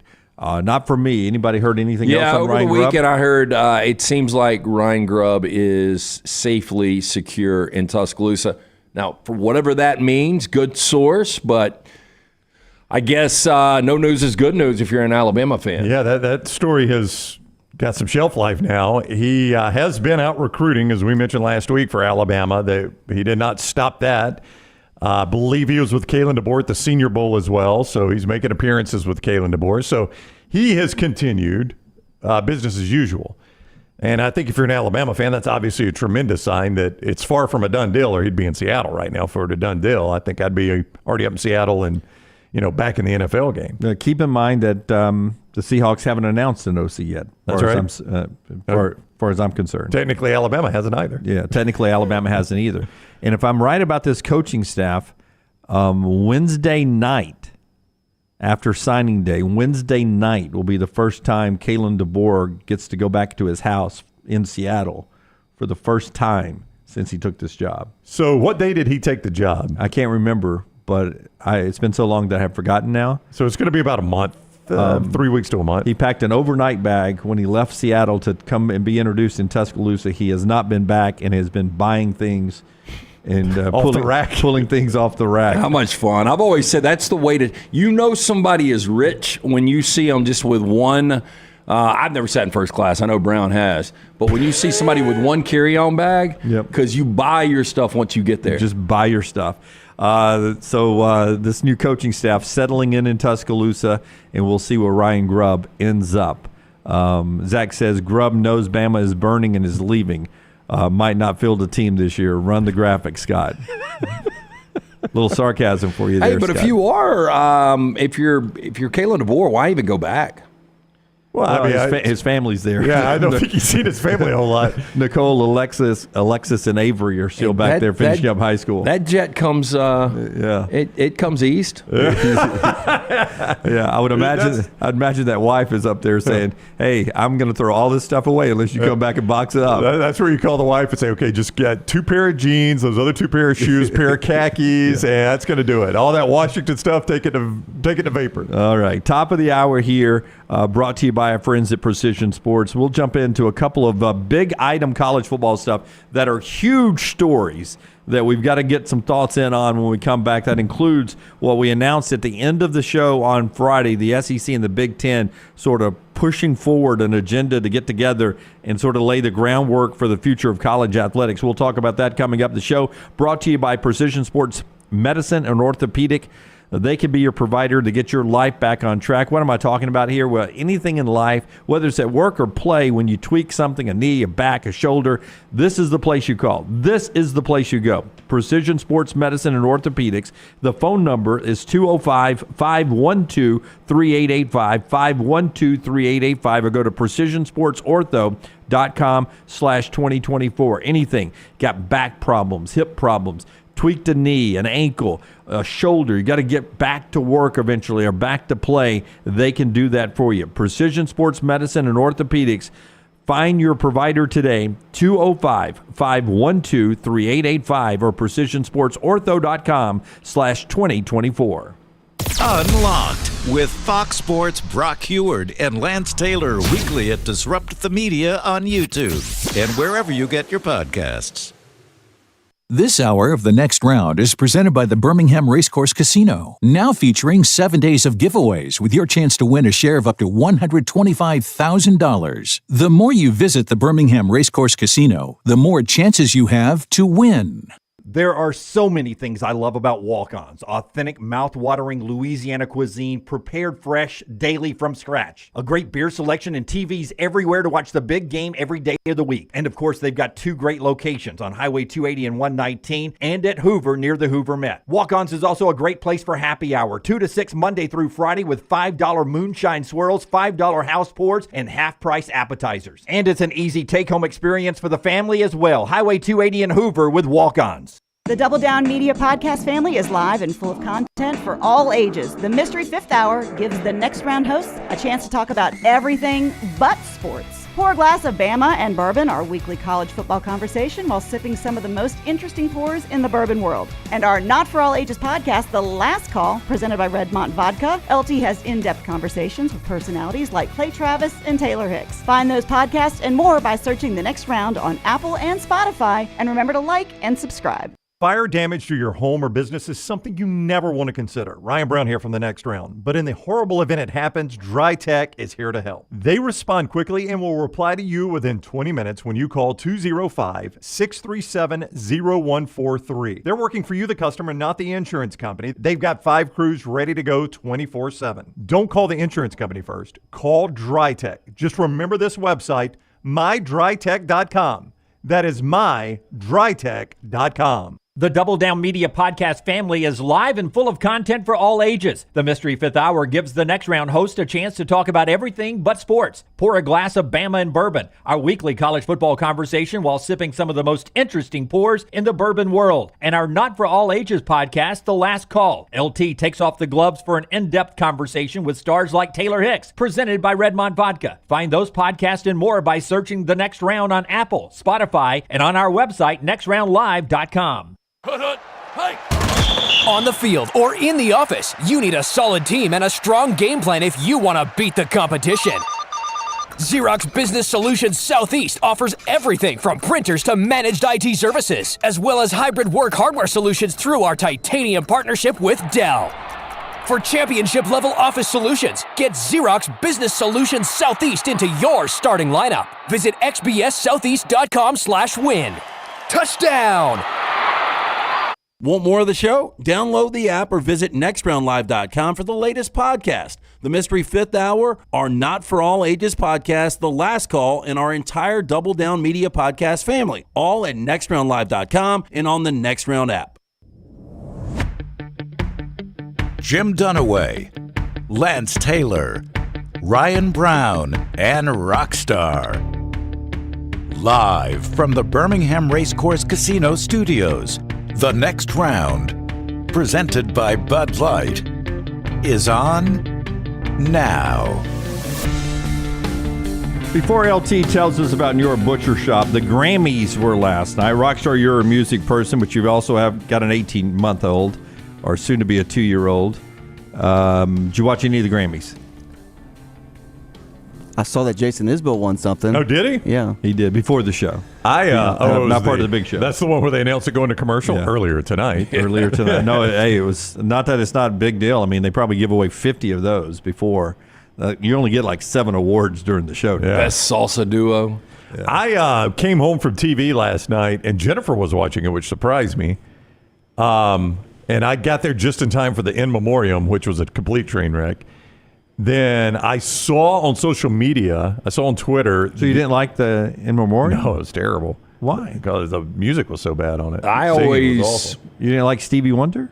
No, he was terrible. Did you hear him? Greatest I entertainer of all did. He time. was singing a Tony Bennett song. Yeah, it was not good. Yeah. You didn't like... So you did watch? Yeah, I watched every second of it. You didn't... Annie Lennox singing... I did not. She was awful. Ugh. I didn't know you were a big Grammys guy. Oh, every year. I mean... I can't do these.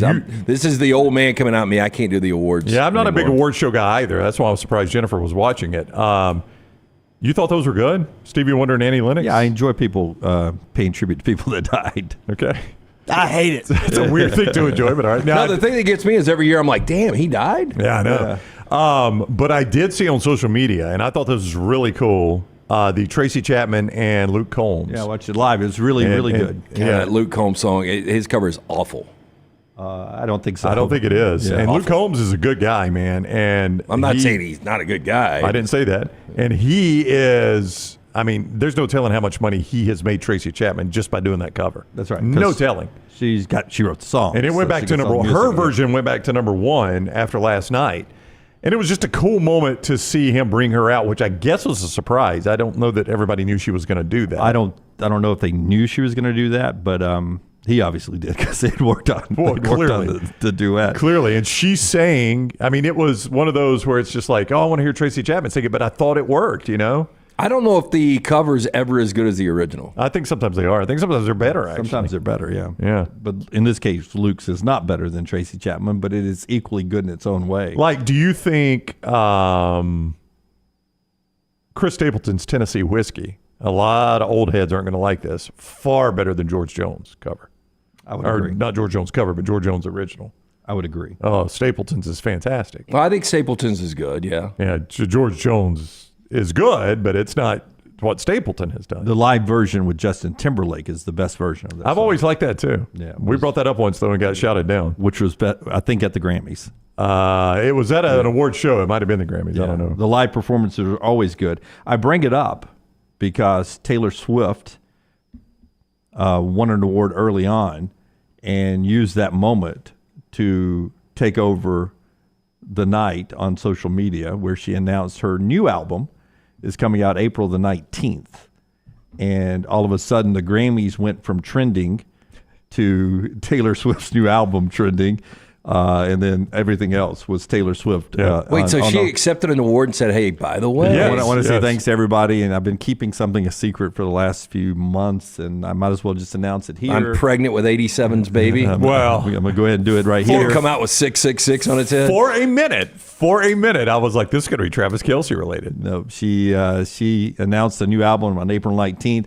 And after she had said thank you, she announced the album and said, I'm going to go in the back and tweet out the information about it right now. Yeah, so on live on network TV. A little self-serving. I'm going to go back now and tweet out on my social platform. You just sit there and watch the people that are liking and clicking. It's going. It's like you're pumping gas. Yeah. The numbers are going like that. Didn't A-Rod announce his retirement during the World Series or something? Yeah. Or the trade got announced. He was going from the Rangers to the Yankees or something. I know you're all on board on this Chiefs thing, but let me ask you this honestly, both of you guys. Do you think if you asked Taylor Swift what Travis Kelce's birthday is and year, do you think she would know it? Oh, 100%. Yeah. She would know that. I don't think she would know it. Well, but see, I tweeted instantly. I said, "Oh God, I wish she'd have done this at second quarter of the Super Bowl. Would have been amazing. Like if she had a sign and he caught a pass and said, "My new album, April 19th." If she just held up a little sign, that would have been fantastic. Yeah, but see, then you know that everything is pre-planned by the NFL. This hour of the show being brought to you by our friends at New York Butcher Shop. New York Butcher Shop right now. Hey, how about this for the Super Bowl? Speaking of, Boston Butt Sale right now. Available for pickup. Pick it up this Friday or Saturday, the 9th or 10th. Reservations only. You can call for the Cava Heights location. Jim of the guys there, 205-970-7300. For the Greystone location on Highway 119, 205-703-8835. They're only $39.99 each. Grab you a couple. Invite everybody over for the Super Bowl. The Boston Butt Sale from our friends at New York Butcher Shop. 2 locations, rare quality, well done service. It is the New York Butcher Shop. By the way, Taylor Swift broke a record for 4th time she's won Album of the Year, passing nobody else has ever won it 4 times, passing Sinatra, Paul Simon, and Stevie Wonder, who had all won it 3 times. Wow. By the way, somebody said that I don't like Taylor Swift. I don't dislike Taylor Swift. I don't like the Chiefs. I don't like Travis Kelce. I said this, when they first started faking this thing, that she was slumming. She could do a lot better than Travis Kelce. But you're sticking with the whole fake thing. Yeah, I mean, I still lean. When you start to look at these numbers, this is the 13th game, right? I mean, there's some weird stuff going on when you play just the numbers. What are you talking about? Like her favorite number is 13. She said that game. last night. Yeah, she won her 13th Grammy. Help me out. Won her 14th Grammy. There were some other things with this 13 and 87. How all these numbers work together for this Super Bowl. Yeah, there's a whole list. I can go back and get it. It's pretty amazing. Yeah. But you said something one day, so I said, "Oh, he's tired of Taylor Swift," so I pushed that one aside. But I did have a whole list of like 13 and 87. No, it was 13. Things add up to 13. It's a big thing on TikTok. A lady did it on how everything is 13. Oh, we're going to be sacrificing an animal at halftime, aren't we? Super Bowl. The 49ers have come back out covered in sheep's blood. There you go. If you add 5 and 8, Super Bowl 58, it's 13. Yeah. Oh. Yeah, and it's a bunch of things like that. Yeah. It is pretty crazy, though. By the way, Miley Cyrus won her first 2 Emmys last night, and she showed up in basically a fishing net. Is all she wore. Do I have a picture of that? On the green carpet. I'm sure they can find it. All right, here we go. To the college football world. Big concern if you're not in the Big Ten or SEC. The headline basically read, SEC Big Ten uncertain on college football playoff future. You read into the story a little bit, and you get back to what we talked about on Friday, where the 2 commissioners, Big Ten and the SEC, say, listen, we invest a lot in the NCAA. We invest a lot in college athletics, our 2 conferences, and we don't always have the most say-so in how it's policed or how it's run, and maybe it's time for us to rethink that or reassess that. And Greg Sankey and Tony Petitti did say in the story that, we only have a deal in this college football playoff setup for 2 years. After that, it's uncertain, and we don't know how committed we are to the college football playoff model. I'll ask this question first. How quickly does the conversation go from this 12-team playoff to a 16-team playoff, being pushed by the Big Ten and Big Ten and the SEC? That we very quickly are at 12 and we go to 16 faster than Here's what I would ask, though. Right now, we've said the SEC, more than likely, most years it's going to be 4. The Big Ten's going to be 3. How much more juice can you get out of 4 more teams from both conferences? Well, I don't know that it's the more teams. It's just the more games to sell to TV. I think that's what would push it to 16 is if... So what is interesting is the reports, and nothing has happened, but the reports coming out from the week of the national championship game were that ESPN was very close to locking down the rights to this whole thing. For the remaining 2 years. Right? And then the 6 years following, too. They wanted the whole thing, the whole shooting match. Now, a lot of people thought ESPN may buy these and sell some parts off to Fox and people like that. Yeah. So if ESPN does that and then Fox and NBC are left out in the cold, there is going to be a hunger for them to pay to get into the game here. So you could add, 4 more teams just so Fox and CBS and NBC had something to bid on and make more money. And I think that's what the key would be. Here's another thing, Brown. And I talked about this on the golf course the other day. If you're a top 4 seed, the way we're set up right now, you're never going to get, as a conference champion, a home playoff game, the way we're set up right now. Yeah, I don't like that either. Yeah, and there's going to be at some point, some desire from, I'll just use Georgia as an example because they're the top of the league right now. Alabama won the championship last year, but I think we all recognize Georgia's top of the league right now. That if Georgia continues to win the SEC and they're one of the top 4 rankings, they'll never host a playoff game. And you go to 16 and you move that whole top 8 seeds on campus the first 2 rounds, then that's a more interesting playoff model. But then you're talking about everybody playing 4 postseason games. Yeah, it's a lot, but at the same time, I think we want more. But I don't necessarily love the 4 byes in the first round. I don't either. And if you're Georgia, let's just use them as the example. If they would have been the 1 seed, then just based on the final rankings, you would have been playing Oklahoma State. It's not like you're going to lose that game in Athens anyway. I just think one of the things that we'll realize is limiting the on-campus games is a huge mistake. I agree. I think I don't know why we're choosing to play them in worse atmospheres. Like on-campus college football is the best atmosphere in sports. We're trying to keep those 6 bowl games alive. Yeah, and I think at some point the powers that be are going to be like, why aren't we doing this? Why Okay, but if you want to, can you not do it like that? Can you not have 2 on-campus rounds, and then you've got 6 games left, and you play those? And I think we'll eventually get to that. I think that'll be the next logical step. Is we've got 2 on-campus rounds. So to your point, a number 1 seed Georgia would at least get another game in Athens. I think Georgia wants that. Yeah. Why would you not want that? Why would you not want to play a college football playoff game in Athens or Tuscaloosa or Columbus? Technically, they would get 2 at that point. Well, yeah. In a 16 team, but yeah. But let's do it the other way now. Okay. And this is probably the better model, but we will never do it. Instead of 12, why not do 8? Since there's just a Power 4 now, why not just do 8? That's actually a better playoff model, in my opinion. Because you don't have the byes? You don't have the byes, and you go 4 conference champions, automatic bid, have a criteria that your group of 5 has to meet to get in this thing. They got to be in the top. And then either 3 wild cards or we just 4. cut them out. Just cut them out and let them have their own championships, which Jamie Chadwell of Liberty was pushing for this year, and have 4 wild card and 4 conference champions and keep it that way. But we're moving towards the SEC and the Big Ten controlling college athletics more than they even do right now. What did you make of this announcement that they're going to get together and start discussing the future of college athletics? Well, it just feels like they're banging their drum to the NCAA saying, you guys know we don't need you. And I don't know why. I don't know if this is just window dressing, if this is just Greg Sankey and Tony Petitti kind of setting the table, Lance, that the power conference is about to pull away from the NCAA, and this is just us showing you that we're doing our homework even though they've already made up their mind, right? This is the old, in math, you used to have to show your work. You couldn't just turn in the answer. You had to show your work. This feels like the Big Ten and the SEC showing their work. We already got the answer. Yeah. The answer is we're done with the NCAA as soon as we can be, but we're going to show our work so that it appears we've done our due diligence.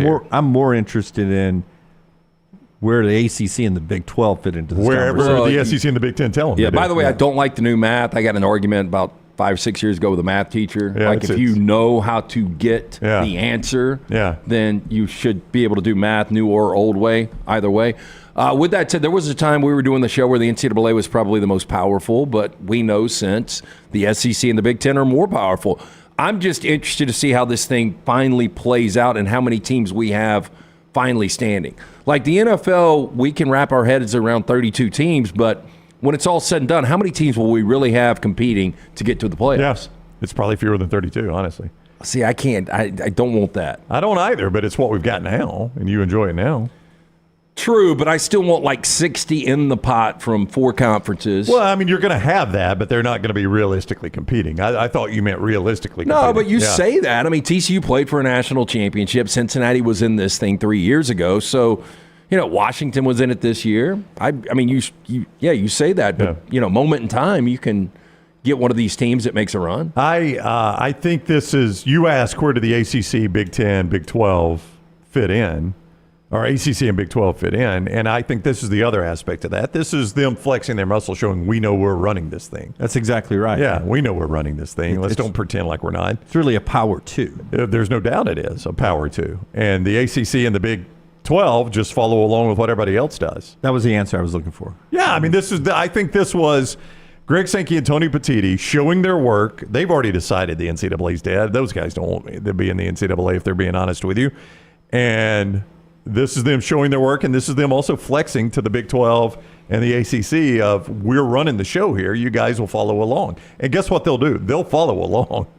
You don't think for 1 minute the ACC and the Big 12 don't have any choice. Yeah, I mean, what else are they going to do? One more thing here in this segment after LT tells us about our friends at Gutter Cap. 4 downs in the next segment, plus Josh Payton in the next segment had a interesting power ranking list that we wanted to get to today. But one more in this segment, sort of my Gutter Cap question of the day. Cap it, don't snap it. It's a dirty, dangerous job. The last thing you want to do is get on the roof. You slip, you fall, you snap the neck, and die. You're no good to the wife or kids. Call Chris Stewart. He will come out and give you an absolutely free estimate. You'll never have to clean those gutters again. It's a patent aluminum cover system. It fits over most existing gutters. Will keep all that debris out. You need to keep the gutters clean and free-flowing. The answer is Gutter Cap, 205-823-2212 or guttercapbirmingham.com. All right, so Nick Saban retires, and there are folks who believe at some point somebody from Back Channel, Alabama, reached out to Dabo Swinney or Dabo Swinney's people. Do we believe that happened? Because the Clemson AD was saying, I was in contact all week with Dabo while Alabama was going through that transition, and all we kept talking about was positive Clemson, positive Clemson. Basically, the AD was sounding like he was holding Dabo's hand to make sure that he wasn't going to walk out the back door towards Alabama. I do not believe it was true. We've talked about Dabo has had a difficult time embracing the new college football NIL. And you guys saw the reaction from Alabama fans when Dabo's name was even mentioned. Yeah. So I just don't believe this. I could see that someone that is a power booster at Alabama reached out. Did they have authority to do so? Were they just doing it so Greg Brown? I don't know, but I could see that somebody reached out. Does that mean Dabo was ever offered the job, or was ever going to materialize into that? No. Yeah, but I do think, in my opinion, somebody from Alabama's booster structure just tried to take Dabo's temperature to say, hey, would you even be interested in this? Well, I'm sure Gene Stallings behind the scenes was pushing people, somebody from Alabama, to contact Dabo. I don't know who that somebody would be. But would you be surprised that in the wake of Nick Saban announcing his retirement, that Gene Stallings didn't pick up the phone and call a couple of boosters and say, Dabo's the guy you need to hire? Gene Stallings loves Dabo. I don't know if Gene did it, but I would imagine some Alabama boosters just like Dabo and would call Dabo up.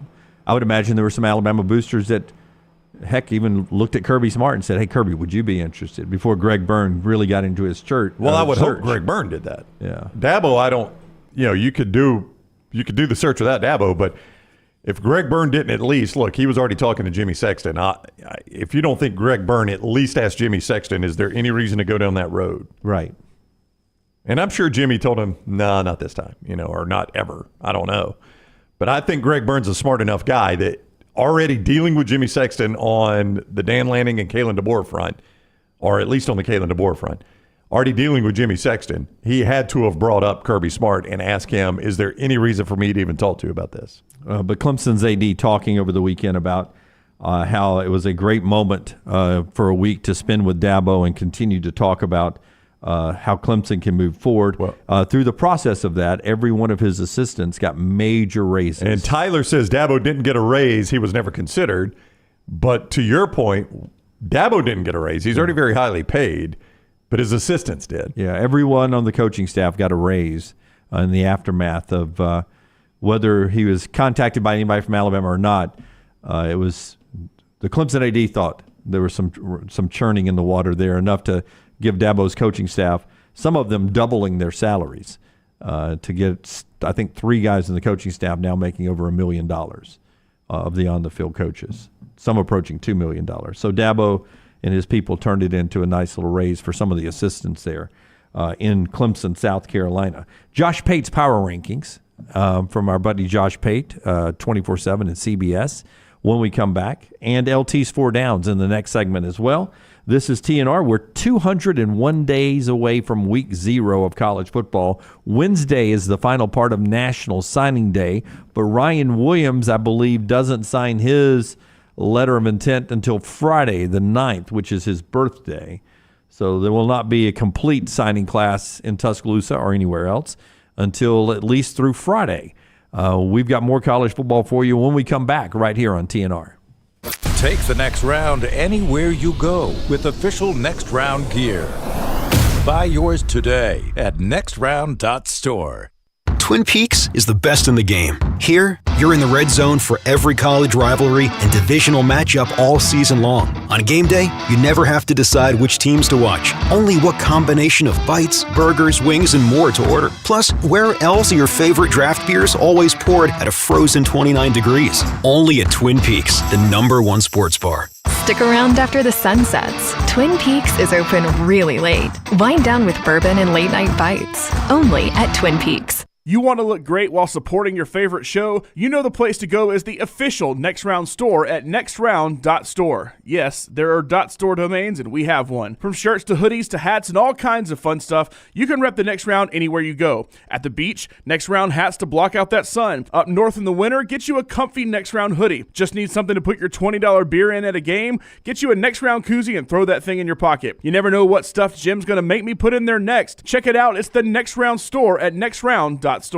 Hey, there's nothing worse than waking up to a plumbing problem. Don't get caught in a flooded house. Call the guys at Hemp Hill Services. Adam, Chad, and the team at Hemp Hill are the only ones I trust to fix it and fix it right the first time. Hemp Hill Services does it right and always at a fair price. For all of your plumbing, cooling, and heating needs, trust the name that Birmingham has trusted since 1954. That is Hemp Hill Services. Call now, 205-229-2090. That's 205-229-2090. Hey, Lance Taylor from the Next Round to tell you about one of our favorite places for breakfast, lunch, and dinner. That is Hamburger Heaven since 1982. Hamburger Heaven has been serving Birmingham's best hamburgers, cheeseburgers, French fries, hand-spun milkshakes, and sandwiches made fresh to order. All of their ingredients are fresh and prepared daily. This includes their beef, always fresh, never frozen, hand-pattied each and every day. For breakfast, lunch, or dinner, visit any of the 4 locations, Highway 280, Irondale, Gardendale, and Homewood. Hey, let me tell you about our friends at Urology Centers of Alabama. Compassionate and comprehensive urological care with 35 physicians, 17 locations across Alabama. Their patient-centered approach to all of your urological needs. Remember, they've got that new men's health center. It is beautiful, helping men with a wide range of sensitive male issues in a comfortable environment. You can always go online, visit urologycentersalabama.com, schedule an appointment with one of their many urologists today. The Next Round is so much more than the show you get from 9 to 1 each day. So make sure to head to our official YouTube channel at Next Round Live and subscribe to get all of our latest content. We, of course, have plenty of specialty content and shorts based all around the sports in the heart of the SEC. But we also talk pro sports, gambling, lifestyle and entertainment, and so much more. It's the Next Round YouTube channel where you never know what you're going to find next. Subscribe now to see the latest content and get notifications when we go live. That's at Next Round Live on YouTube.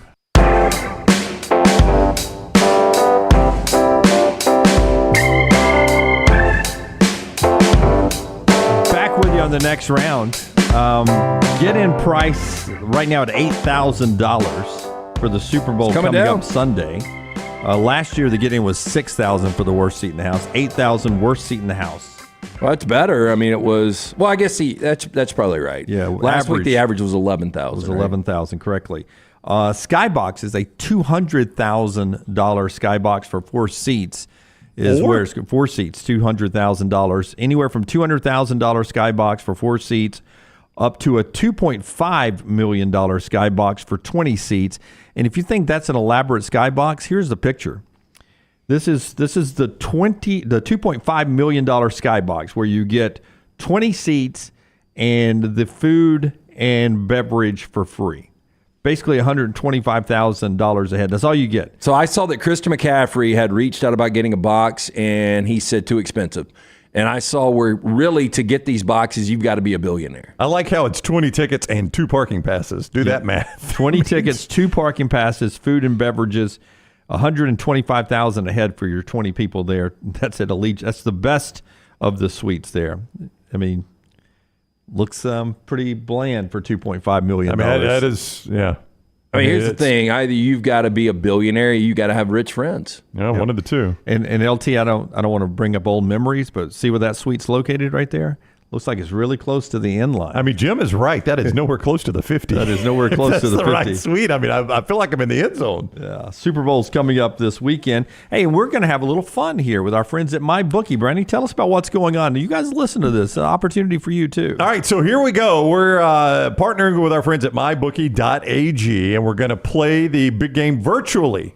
All right, Chiefs 49ers. It's going to play virtually. You'll be able to watch it right here on our YouTube channel. All right, so you can watch it play out, but you can enter, and if you choose the correct side and point spread, you could win $1,000, a $500, or a $250 credit at MyBookie.ag. Just free money from MyBookie.ag for you to play.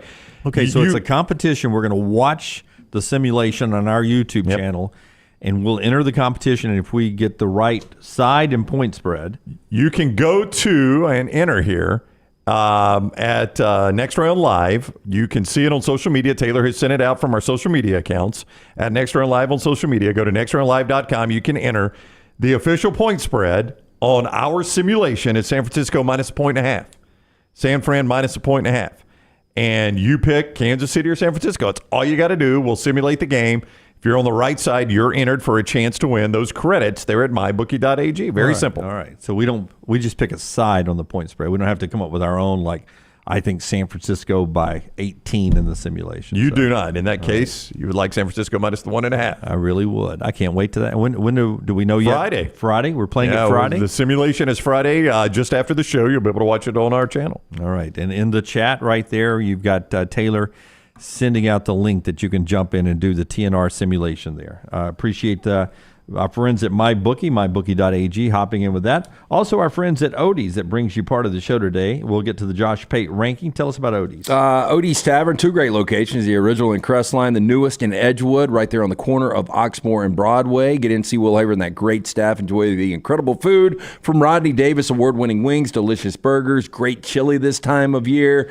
Remember, every Wednesday night, Odie's Team Trivia, the original location in Crestline. Get in, go see the fine folks. Odie's Tavern, 2 locations, Crestline and Homewood. All right. Brownie, you found Josh Pate's power rankings from his show pretty interesting. Forrester's going to put them up for you here. For those that are listening, it is Georgia 1, Alabama 2, Texas 3, LSU 4, Oklahoma 5, Ole Miss 6, Tennessee 7, A&M 8.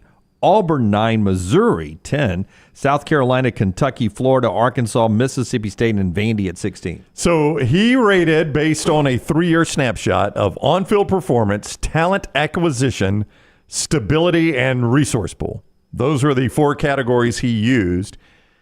I bring this up because I'm just curious if you guys agree with the order using those 4 criteria there: on-field performance, talent acquisition, stability, and resource pool. I think you got the top 4 right. Okay, so you like Georgia, Alabama, Texas, LSU in that order. Yeah, and then in that order. Well, yeah. You know, Alabama is a bit complicated, obviously, because the 3-year snapshot is a full Nick Saban snapshot, and you are now changing coaches.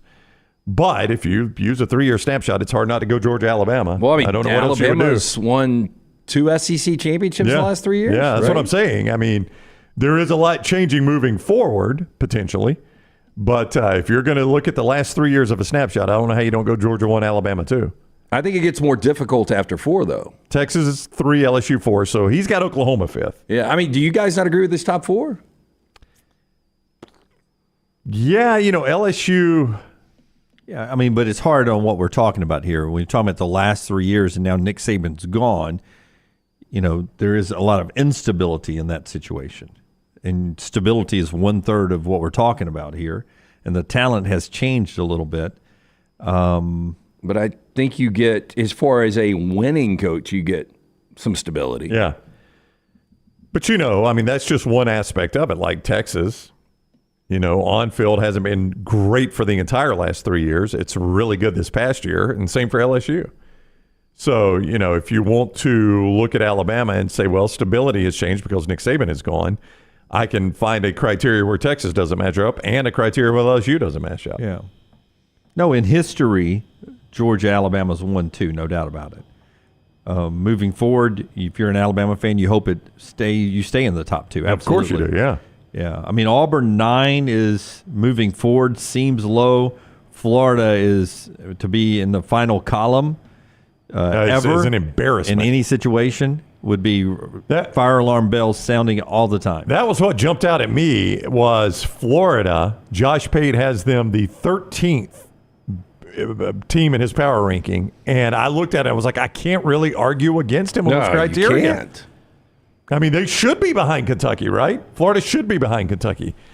They should be behind South Carolina and Missouri and Auburn. Well, you've hired a coach in this cycle, and you're talking about firing a coach right now. So there is no stability when it comes to Florida. Boy, I will tell you that it's going to be very Oreo cookie-like in the SEC, that you're going to have a really good top, really bad bottom, but there's going to be a lot of ooey-gooey stuff in the middle there from, wherever you want to start going to the ooey-gooey middle. The middle of the SEC is going to be really, really good. I think that's where it sets itself apart from the Big Ten is the middle of the SEC. I mean, you look at those programs, if you just start at 5, you go 5 through 13, you have some programs there now that are used to winning a lot. Yeah, you do. And Lance, you seem to start your issue at number 5, Oklahoma. Are you saying you would have Ole Miss higher or somebody higher than Oklahoma? I'm not saying that. I'm just saying I think it gets really difficult. Like if you would have had anybody there, if Pate would have had anybody at 5, I would have been like, okay, I guess. Like I just think 1 through 4 is pretty easy. Yeah. Now, as Sharkbait points out in the chat room, South Carolina is the only SEC team to be 0-2 against Napier. So you could potentially just head-to-head make an argument that South Carolina shouldn't be in front of Florida. If I ask you which program you feel better about right now, South Carolina or Florida, I think you'd both say South Carolina, wouldn't you? Yeah, I mean, I would lean South Carolina. I wouldn't feel great about it. Yeah, they're very close. I mean, South Carolina... Yeah, like I don't know if Beamer's going to be the guy long term. Yeah, they're both very close. Tell you what, a lot of people in the chat room say Ole Miss is too low. It's 6. A lot of people are saying Ole Miss should be in front of Oklahoma. Nicholas is saying Ole Miss should be in front of LSU right now. I will remind you, LSU did play in an SEC championship game just 2 years ago. Yeah, not this last season, but the season before. They were literally in the SEC championship and had a Heisman Trophy winner. Yeah, I had a Heisman Trophy winner the next year, so it's hard to argue that Ole Miss should be in front of them. Yeah, I agree with Lance. I think Josh got the top 4 right. It does get kind of a jumbled mess 5 through 12, and then to see Florida ever at 13 is just astounding. I would say that in case Josh sees this, I'm going to say he got the top 16 right. 16? I mean, it's his list. It's hard to get that list wrong when it's your list. But I agree with you. 4 is pretty solid. I mean, Ole Miss, LT brings this up all the time. Ole Miss has to win some of these games. Yeah. It looks good on paper going into the year. But like if we were doing our 16, and I guess we can do this at some point, coming into this season just based on what we think they will do, I still think he got the top 4 right. Yeah, but Oklahoma beat Texas 2 years ago, right? Last year. Oklahoma beat Texas last year. So Ole Miss doesn't have a win like that. Well, they got to win over LSU, who you got at number 4. Yeah, you do. But that win was over a team that lost 3 games. It was. And Oklahoma beat Texas, who played for the college, national championship. In the playoffs and won their league. Yeah. Luxford saying Ole Miss 2-1 over LSU last 3 years with a better record. Yeah, that is true. Still no West. They did not win the West. They did not play for a championship. They'll never win the West. Didn't beat Alabama. They'll never win the West. You're right, Jim. Ole Miss will never win the West. Slice brings you our 4 downs every day. LT has that for us. Tell us about the great folks at Slice. Hey, how about a carry-out special to get nobody likes Mondays, really, to get your Monday going. You could be the hero tonight. Pick up the $75 carry-out special. 2 of those specialty pizzas, 12 of the fire-baked wings, half pan of the salad. It's going to feed the entire family. They're going to absolutely love it because the pizzas are the best out there. 4 locations. Go see the Bajalia Brothers. Tell them the Next Round sent you. First down. So Russell Terry submitted this first down question. More popular or well-known internationally, Charles Barkley or Morgan Freeman? Oh, I think I'd have to say Morgan Freeman. I would imagine his movies. I mean, how popular is the NBA internationally? If you went to China, that's one country. It's Uber. It's a big one. It's a big one, but it is one country. Him especially being in a comic book movie, really, a franchise really helped him out. Yeah. But I don't think like Shawshank and those places are big films in Asia. And I know the NBA is popular in China, but is the TNT show popular in China? You know, I mean, LeBron, that's one thing. Charles, so I would definitely say Morgan Freeman in this. I think he spans the borders. I think I would just don't know lean that Charles Morgan does. Freeman, too. Yeah. I'm going to go Charles Barkley in this one. Second down. Really? So you think people in China know who Charles Barkley is? People in Africa know who Charles Barkley is. I think people in Europe know who Charles Barkley is. I think people in Russia know who Charles Barkley is. You know, I think he told us a story about when he was in London that he was like, people knew that I was somebody because I was a big black dude. And they were like, you got to be an athlete. And then a lot of people did recognize it was Charles Barkley. But I still think Morgan Freeman is your answer. I think Sean is onto something with the comic book franchise. Yeah, it helps. That brings a lot of eyeballs in. Bobby Brown, 55 years old. Better career, Bobby Brown or Bobby Bonilla? I mean, outside of marrying Whitney and singing My Prerogative, Bobby Brown did what? He did Humping Around. He was a New Addition. Now, I'm definitely going to go Bobby Bonilla. Flip it, smack it, rub it down. He was part of that, right? Bell Biv DeVoe, but it was Bell Biv. It was he not one of them? No, Bell Biv DeVoe and Brown. and Brown. Was Bobby Brown nicknamed not either Bell Biv or DeVoe? No. Bonilla is still getting paid. That's right. But so is Bobby Brown. That's true. Probably not as much as Bonilla. Bonilla's best known for that contract, but he was a superstar with the Pittsburgh Pirates, right? Yeah, he was good with the Marlins. Bonilla and Bonds. I mean, that was a heck of a 1-2. Yeah, I would say Bonilla. I mean, Bonilla won a Bonilla. championship. Yeah. Third down. Okay, Hank Aaron. I get no credit for actually getting flip it, smack it, rub it down. I got that right. Sweet home, Alabama. You did. Yeah. Okay, Hank Aaron would have been 90 today. Okay. If I asked you better career, Hank Aaron or Hank Williams? Junior or senior? Senior. Hank Senior? I'd go Hank Aaron. Too. I'd go Hank Aaron. Well, I mean, was Senior not actually the guy that laid the groundwork for Junior, literally? Yeah, but literally. But Senior died so early. Senior was 27. 27? Yeah, he was in that club. So, I mean, he had a very abbreviated career, and Henry Aaron is the all-time home runs leader. You know where Hank Williams Sr. spent his last night on Earth? I've heard this. I didn't know. Is this 100%? Yeah. It's in the backseat of a limousine. Well, that's where he died. Yeah. The last bed was Redmont Hotel. In Birmingham. That's what they, Hank Aaron is my answer here. Yeah, I'm going to go Hank Aaron, too. Well, I tell you what, one time using the back way to 30A, I cut past Hank's birth home. You know, you see the signs in Georgiana. Not real impressive. You can probably keep on moving on that one. Yeah, birth homes usually are. Yeah. I think it shows you where you were to where you are I now. wasn't expecting a ton, Jim, but even then I was underwhelmed. My birth home is a tire store now. Yeah, I think birth homes are money grabs usually. Probably so, yeah. But I do think there's a museum there. Fourth down. I wonder how difficult this is going to be. Cristiano Ronaldo is 39 years old today. Ronaldo or Tom Brady? I know. Give me his accomplishments, Rockstar, because I know the he's most popular athlete Well, in the I do world. know like that. soccer. Well, I think he's won. Okay, so he's won 2 World Cups, but you only get the World Cup every now and then. But he has scored a goal in 5 World Cups, which is pretty amazing. That And I is think amazing. I don't 7. think he's won a World Cup. Has he not? Yeah, I thought he won Portugal. 2. I know he's won 7 titles in the Premier League or whatever league he's in. I was looking at this. I will tell you this. He has got one of the longest Wikipedia pages I've ever seen, along with Mick Foley. I was on the Ronaldo Opera by Handel. Yeah, I think any soccer fan is going to say Ronaldo. Well, and I mean, anybody that doesn't like soccer is going to say Brady. I mean, to Rockstar's point, though, most popular athlete on the planet at one point, maybe still. Richest. I mean, he had the biggest contract, right? Of any athlete on the planet. But he's got a soccer body. Brady does not have a soccer body. It's true. No, he's got a dad bod. But Tom Brady's about to get $37.5 million per year Do net in worth right broadcasting. I think Ronaldo's. I would think it's pretty close. Though. Ooh, I don't know. Tom Brady's got a pretty big net worth. Yeah, that's what I'm saying. I can't think get the it would right be close. Ronaldo. I got Ronaldo Lopez D. Cruz. That's not the same guy. Yeah, that's totally him. No. Yeah. Well, why can I not? How do you spell it? R-O. Oh, that's where I screwed up. I got him now. Yeah. Second letter gets you every time. Every time, Jimmy D. Yep. So, yeah, what are their net worths? I mean, I would think both are over $500 million. I'm going to say Ronaldo's a billionaire. I'm a little surprised. Ronaldo, you know his height? Way. What? 6'2". Bigger guy than I would have thought. Yeah, I would have thought he's like 5'10". Yeah. Is anybody looking up net worth? I am. It just will not pull it up. Ronaldo is $849 million as of April 2022. It's been about 2 years since then, so he's probably getting a little more. Has he had a divorce in that time? That'll get you. I think he did have a civil suit. Did he? Yeah, he doesn't marry people, Brownie. Tom Brady's $180 million to $250 million. Wow. Yeah, not even close.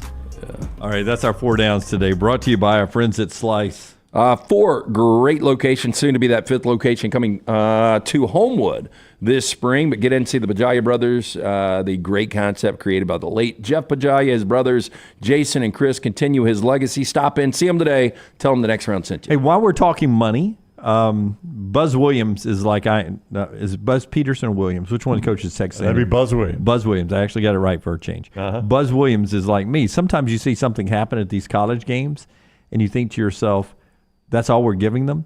Texas A&M playing Florida over the weekend. This girl hits a half-court shot. She pulls a student out of the stand. She hits a half-court shot. And he's asked about it afterwards because, the crowd goes crazy. He's in the middle of a timeout. And he says, I knew something was really a big deal. Blah, blah. How much did she win? And they said $1,000. And he goes, she hit a half-court shot in the middle of our game, and we give her only $1,000?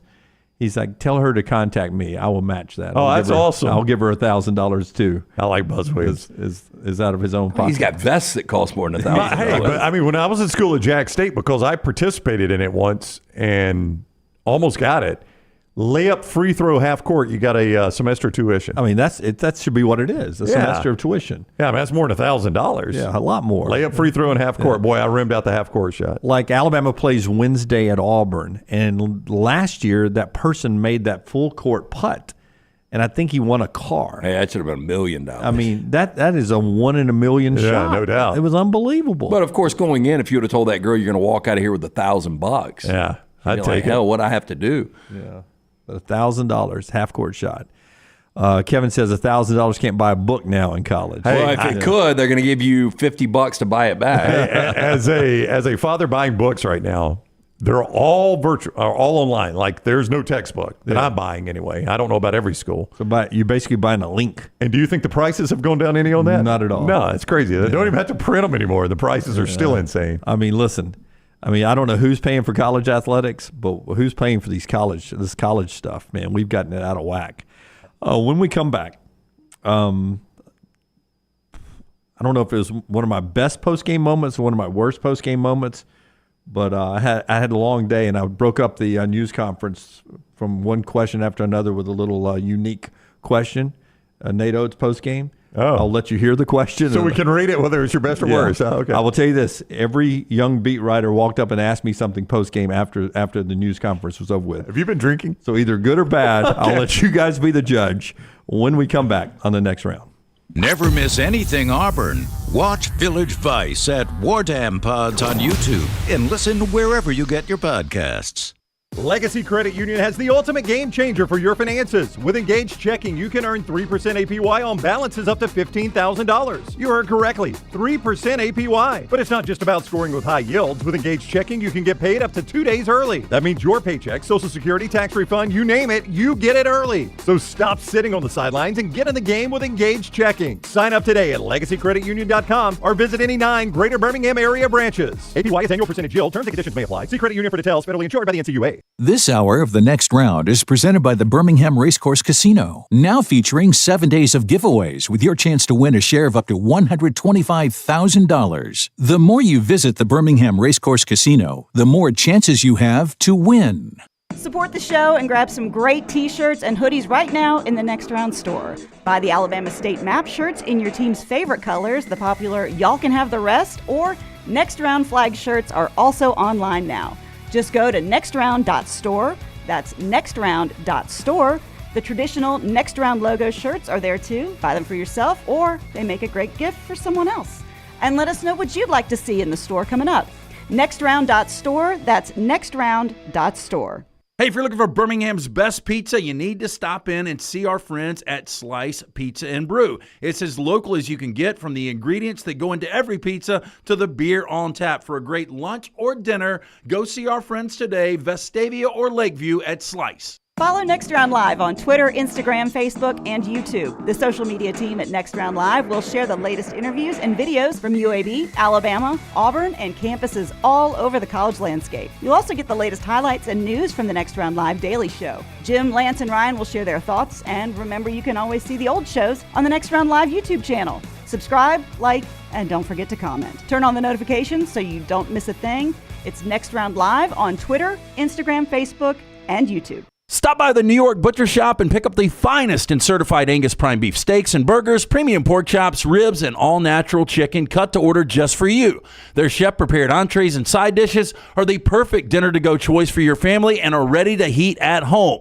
With a great selection of fine wines and desserts, the New York Butcher Shop is your one-stop dinner shop. 2 locations to serve you, Cahaba Heights and on Highway 119 in Greystone. The New York Butcher Shop. Rare quality, well-done service.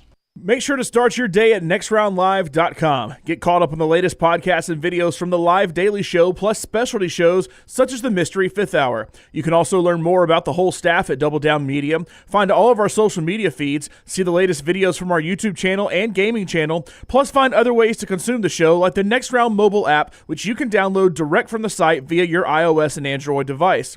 Make nextroundlive.com your homepage and stay up to date with everything from us here at the Next Round.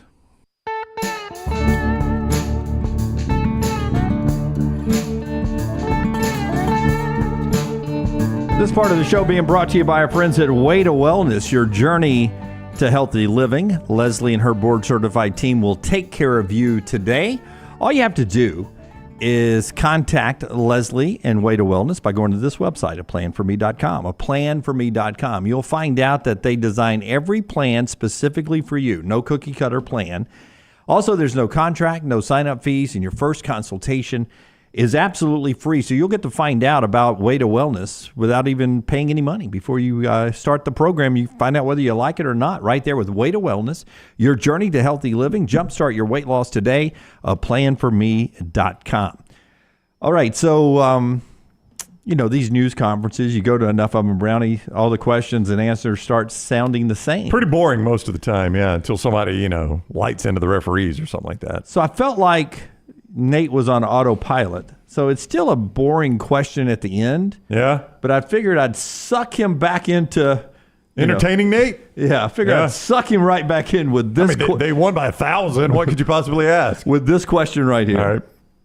Nate, I'm a huge romantic comedy fan, and there was a moment under 4 minutes. Look at his where look. It looked like your team had fallen in love with playing defense. Do you feel like this team's falling in love with playing defense and working harder more and more as the season goes on? Man, I hope so, because I thought from the 8-4 we fell in love with not playing defense. So then maybe at the we got some other more fresh bodies in at the under 4. I thought we did a fairly decent job closing it. I mean, it takes a really mature group to play really hard. Even if you're up 30, we got to mature a little bit, but we matured in the fact we came out and played hard for a majority of the game. We do have some guys more and more starting to trend that way. If we can get all the guys to fall in love with playing defense for the entire 40, we could probably do something this year. I wish he'd have given you more. He gave a very basic basketball answer. I wanted Nate to say, so, Jim, you've watched our defense. What romantic comedy does it look like to you? How would you? Hey, Jim, where are your balls, my man? Yeah, right. Jim, the women's game is tomorrow. Well, you could hear a pin drop, though, with how awkward that was set up. When you said the romantic comedy part, is it? Anyway, but... So Gary over there, how to lose a coach in 10 seconds. Usually he's doing this while people are asking questions. He's like drinking his water. And as soon as he heard romantic comedy, his hands went. Oh boy! Yeah, I got to hear this. Yeah. So what these young buck reporters ask you after the? Well, I mean, one was like going back to write his story. He's like, "Hey, it was a good question." Drew him back in. Another guy was like, "So, da da da da da. What made you ask that question?" And then Nick Kelly, Tuscaloosa News, was like, "So what are your favorite romantic comedies?" And and then 40 minutes later, Nick got to start writing a story. Thank you for asking, Nick. Love Actually. I thought it was a interesting question to ask there. Drag him back in, Brandon. That's all I was trying to do. I will tell you, basketball on Wednesday night will be fun. You think the point spread will be Auburn minus 4.5? Yes. Alabama winning this game, they lead the league right now, would really put a little separation, I think, on this Alabama team. This would be Alabama's best win of the year if they win this game. Oh, yeah. You don't win in Neville. I mean, it's just a really, really difficult thing to do. Again, it's one of the best home court advantages in all of college basketball. I was at AL.com today, and Skarbinski had put something together, and I had to stop because you have to be a subscriber or whatever to keep going. It's one of those behind the paywalls. And I guess this makes sense, but, I guess the gist of the article was Alabama and Auburn have an opportunity to do something that they've never done, and that's finish 1-2 in the SEC standings in basketball. 6 of the last 9 trophies the SEC has handed out have gone to Alabama or Auburn. Yeah, and that being SEC regular season, SEC tournament. That's right, and there's one missing there, obviously, because of the COVID year, didn't have a tournament. I mean, Alabama, Auburn, and Tennessee run the SEC in basketball right now. That's the way it is, and that's one thing that's upsetting Kentucky fans, I am sure.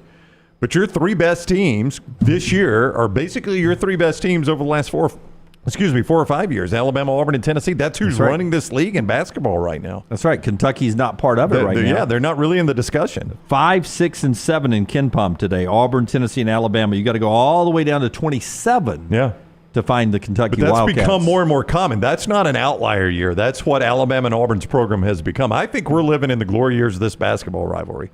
I don't think it's ever been better. Yeah, I would agree. In the past, it always seemed like one team was up and the other was down. Right? Yeah, I mean, they were never up at the same time. Yeah, you had some wimp and sunny years where they were both good at the same time, but those seem like, as I look back on them now, maybe just a blip on the radar. And that's forever ago now, right? Yeah, and then Cliff Ellis got Auburn really good when Alabama was really down, and then Gottfried got Alabama good when Auburn was really down. And then Auburn was down for quite a while until Pearl got there. And then Pearl got Auburn really good when Alabama was down, and that's why Nate Oates is the Alabama coach now. And they both managed to be really good at the same time. By the way, Alabama right now 8-1 in the SEC, so that's halfway through the campaign, right? 9 games left. Good math. And then you've got South Carolina, Auburn, and Tennessee all with 2 losses right now. Basically, if you go by the loss column, 1 game back. So Tennessee still has an extra game in pocket there, but one loss and then 2 lost teams. I still say 14-4 is what it takes. I don't know if you guys agree, if you think it needs to be better than that. I think it might have to be better. You think so? I think 15-3, 16-3. 16-2. Alabama's the only team that can go 16-2. 16-2 won it last year. Yeah. I think it's been the last couple of years. Well, I mean, they would have to go undefeated. Yeah, South Carolina, Auburn, Tennessee technically could still go. And by the way, South Carolina heating up right now. Yeah, they're playing good ball. This is not just some random team that's picking people off. It's a good basketball team. Still 44th in the KenPom, though, behind Kentucky, Florida, and Mississippi State. But every time I look at projections right now, it's an 8-9 bid league in the SEC. Well, we'll ask Dane next what he thinks the record would be, what record it would take. I still think 14-4 could win this conference. I think you're about right. And I think there is a path. Now, Auburn probably, well, I should say probably. Auburn would have to win Wednesday night, I think, to get to 14-4. Because Alabama could lose, I think, and still get to 14-4. I know Alabama still has Tennessee coming to Coleman. That is correct. I think Tennessee comes to Auburn, too, right? Still. That is correct. Yeah, so that's one of the ones you said. No. Auburn is at Tennessee. Oh, okay. My apologies. My bad. Auburn is at Tennessee. That's outside the window of your 6-0 guarantee. That's though. right. That's right. That's where you stopped it. I'm going to guess because you didn't think it could be 7-0 if they got to go to Tennessee. I didn't think they could win at Tennessee. That's why I stopped at 6-0. Will be favorites against Tennessee and Coleman, but they'll be dogs in Rupp. They might be a dog at Ole Miss. Dog definitely Auburn. I think Alabama's got 8-1 to close out. It's going to be tough. They got some tough road That's what games. I'm saying. I can't get Alabama to 16-2 with a good conscience. Can't either. But if they go I really can't Tennessee either. If they go 6-3 over their final 9 games, that's still 14-4. Yeah, that's huge. Yeah, I think a really good seed. I think at worst case you're tied for first at that point. And I don't know what it depends on who you're tied with, what the tiebreaker. Yeah, I saw power rankings this morning that had Alabama at number 9 in the country. Yeah. I mean, that's what KenPom they've won 10 of 11. Yeah, KenPom has them in the top 7 right now, and they're trending right now. Them and Auburn right on that 3 and 4 line, and Tennessee's a 2 or 3 liner at this point in time. A lot of basketball to get to. We'll talk basketball in the final hour. Dane Bradshaw and Gary Parrish coming up. The show being brought to you by Lance'sLock.com and our friends at Hempill. Lance'sLock.com to make your plays and get any information you want about what Lance does over there, right there at Lance'sLock.com. And Hempill brings you the lock. Make sure that HVAC unit ready to keep you warm and toasty this winter. All you got to do is call 205-229-2090. Adam, Chad, Andrew, the guys at Hempill Services. Trust the name. Birmingham has trusted since 1954 for plumbing, heating, and cooling. Hard to stop a train. 205-229-2090 or HempillServices.com. Follow The Next Round on Twitter, Instagram, and Facebook at Next Round Live. Are you ready for a winning season in your finances? Legacy Credit Union is bringing you a slam dunk deal on their credit cards. Apply for their balance transfer and pay zero balance transfer fees. That's right, there is no balance transfer fees, and they're offering a jaw-dropping 2.99% APR for the first 6 months. Whether you're looking to clear the cord of those holiday expenses or just wanting to streamline your finances, apply online today, LegacyCreditUnion.com. Annual percentage rate, terms and conditions may apply. See Credit Union for details. Federally insured by the NCUA. Stop by the New York Butcher Shop and pick up the finest in certified Angus prime beef steaks and burgers, premium pork chops, ribs, and all-natural chicken cut to order just for you. Their chef-prepared entrees and side dishes are the perfect dinner-to-go choice for your family and are ready to heat at home. With a great selection of fine wines and desserts, the New York Butcher Shop is your one-stop dinner shop. 2 locations to serve you, Cahaba Heights and on Highway 119 in Greystone. The New York Butcher Shop. Rare quality, well-done service.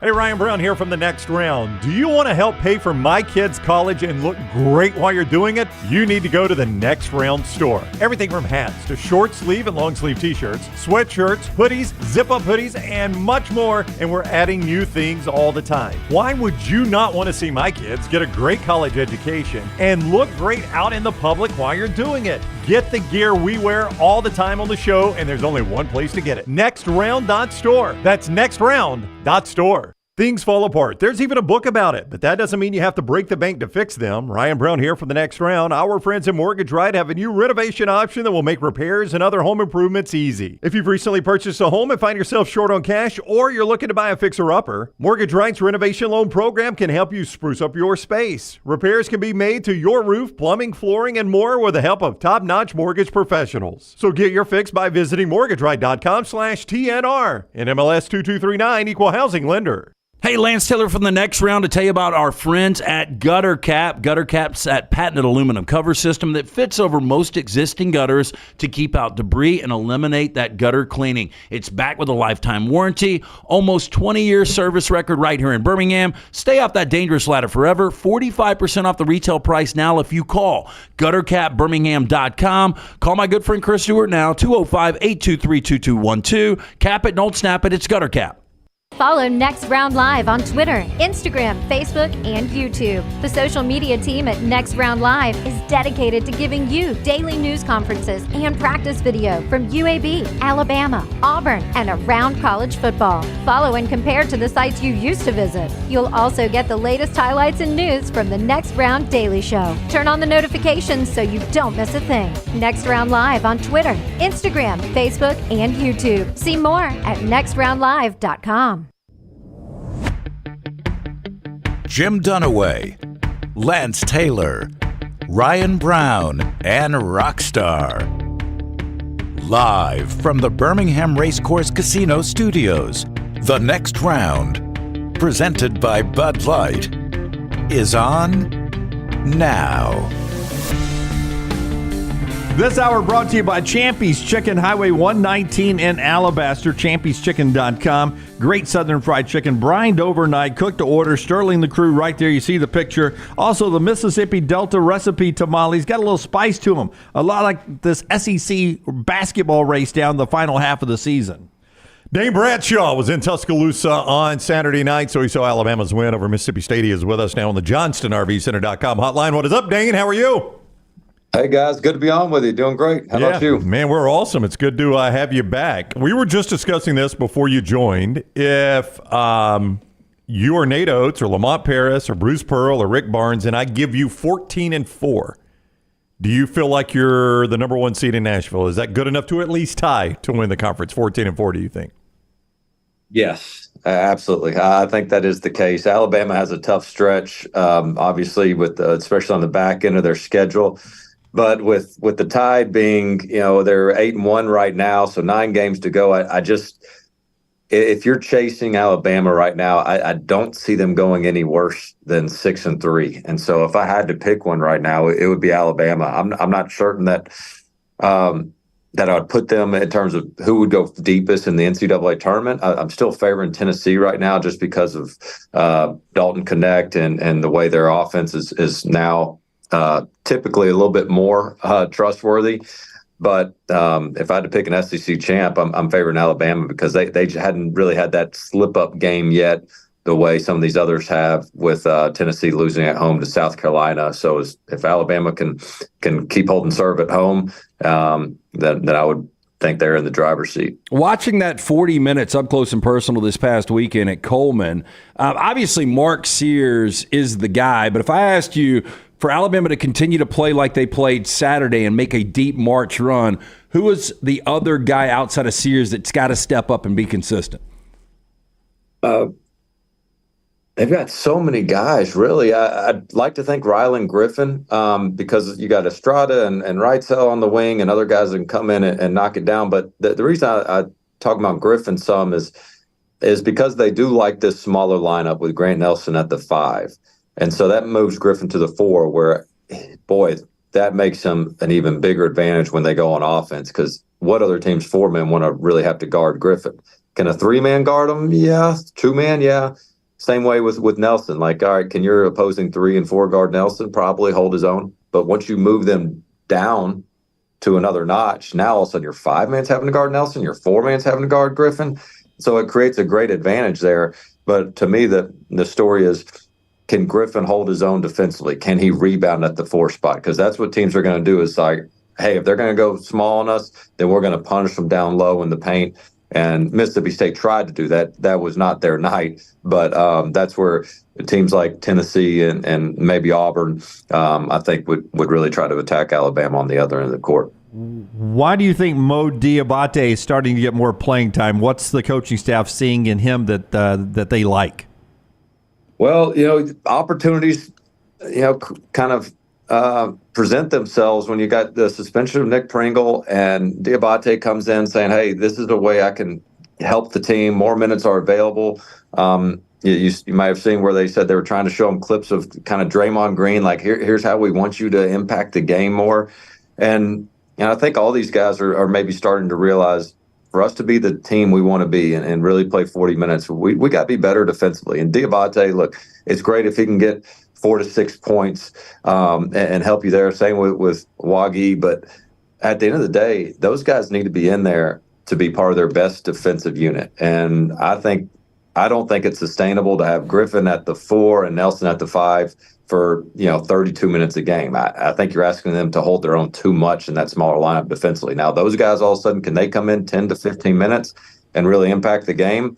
Then now I think you got that complimentary basketball Nate Oates has been striving for. Dane Bradshaw is with us, SEC Network analyst. He was in Tuscaloosa Saturday night at Dane Bradshaw on Twitter if you would like to follow him there. When Auburn gets their biggest win of the year, and that's what Bruce Pearl called the win at Ole Miss, it's one thing, but then when you hear the story behind the story, Dane, I'm interested from a player's perspective, a former player's perspective about this, when apparently Chad Baker-Mazara kicks everybody out of the locker room and says, I'm leading this meeting. This is a guy that's a transfer in. He's not like some 4-year guy there. He's not what anybody would say is certainly their best player. To see that type of leadership, what's that tell you about this team? Oh, that's what has made them different this year, is because, yes, Janai Broome down low is their best player. But, I'm not ready to say that Broome just puts them on their back and says, hey, guys, I'll carry you to an SEC title or Sweet 16. The difference in this team has been the fact that they are a team. That's what's made South Carolina great this year, to where these guys, man, they just – everybody knows their roles. Bruce Pearl, when he goes to the transfer portal, he's looking for guys with a chip on their shoulder, not making lateral moves or a move down. He wants guys that are making a move up. Baker-Mazara being one of those guys that, man, that was a huge upgrade from where he was a year ago. sorry, I'm forgetting where he came from, but a smaller school. And, those guys are so grateful for that opportunity. But you're right, to have that sort of voice in a year one guy, I think helps fill that void tremendously. And so that's really what has made Auburn different. And I agree with Bruce Pearl. I mean, winning at Ole Miss was, not the most impressive thing on somebody's resume the past couple years. But now with the way they've been rocking in Oxford and sellout crowd they had against record crowd, I should say, against Mississippi State, goes to show you just how connected Auburn is and mentally tough they are. And I'd finish with this because I just had Alabama and they had beaten Georgia. Some of these wins might not be the sexiest thing on the resume, but I'm telling you, a win on the road, a gutsy win, come from behind if you have to, that does more for your team and your program, your chemistry, than a 20-point impressive win at home could ever even dream of doing. You mentioned Dalton Connect, and I mean, look, he's probably going to be your SEC Player of the Year, but if it wasn't him, is Janai Broome that guy for you? He's getting there. I mean, he's got to be in the conversation. I think you've got Mark Sears. I would lean towards right now a little bit more for what he's doing and the numbers he's putting up. Antonio Reeves for Kentucky has been that conversation, but now that Kentucky, if they start kind of finishing middle of the pack, I think you got to lean towards. I'm not always just sold on best player on best team. If you go through that train of thought, then Mark Sears right now would be it. But I do think Dalton Connect's doing some things that are just so special, so unique this season that if I had to choose one right now, it would be Dalton Connect, even if Tennessee didn't win the league. How deep does the SEC go in bids this year? It's that time of year. We're about a month away from Selection Sunday. Can the league get 9? Yeah, I think they can get 9. There's a lot of teams that aren't going to be sleeping very well on Selection Sunday, but I think they can. So I'm going to cheat here and look at the standings because, I think you got teams like South Carolina that are solidifying their spot. Texas A&M had a big win to kind of make themselves more comfortable. But you've got teams like LSU and Georgia that nobody's talking about much that I think are right in the hunt. And the difference for LSU, Georgia than the SEC in years past, and this has been many years ago now that the league's gotten so consistent, is the quad one win opportunities and all these things that the selection committee hangs their hat on. There's so many of those now in the SEC and so few bad loss opportunities that even if you have a loss, man, you're not out for the count. You're right there. But I think 9 is the number that the SEC ends up with. Wow. He is that'd be a heck of a Selection Sunday, no doubt. He is Dane Bradshaw at Dane Bradshaw on Twitter. You'll see him on the SEC network throughout the basketball season. Thank you very much for the time, Dane. We appreciate it as always. Awesome. Thank you, guys. All right, buddy. Take care. Dane with us on the Johnston RVCenter.com hotline. Rockstar cut number 3. Here's Bruce Pearl talking about what Brown's mentioned a couple of times, Janai Broome, and Bruce talking about just what Chad Baker Mazzaro's halftime speech. Remember, he's a JUCO kid who now comes in, and to fit into the system the way he has, you see it on the court every game. But also to have this in the locker room, that says a lot about what's going on down at Auburn. Here is Bruce and Janai. This is their team. I've coached a lot of teams. I hope to coach a few more. And it's their team. And so one of the things that Chad did, I got out of the locker room pretty quickly. All I said was, hey, we want to win this game. We can't give them 44. But he's got my demeanor. And then Chad and Janai and the other guys, they said what needed to be said. And then we came in, we talked about the things we need to do, and they went out and players did it. Janai, we heard about the halftime speech from Chad. I'm not going to ask you. Tell you what he said. But how much do you think that kind of spurred you on the second half? Y'all tell me. I mean, you see the team we was first half or second half. And, it was a halftime speech, but it was just like, you know what I'm saying? Like, we still in this game. It wasn't like point out nobody. We were just kind of encouraging everybody, and giving what we needed to win this ball game. I feel like everybody came out with a different spark. We just needed a little bit of, everybody on the same page. I got your back, you got my back. Let's come out here and win the game. Yeah, you got a little bit of that from Alabama in the Auburn game where you had Ryland Griffin challenging Garrett Nelson. And I agree with Bruce. I mean, the best teams usually are player-driven, right? Player-led teams, not coach-led.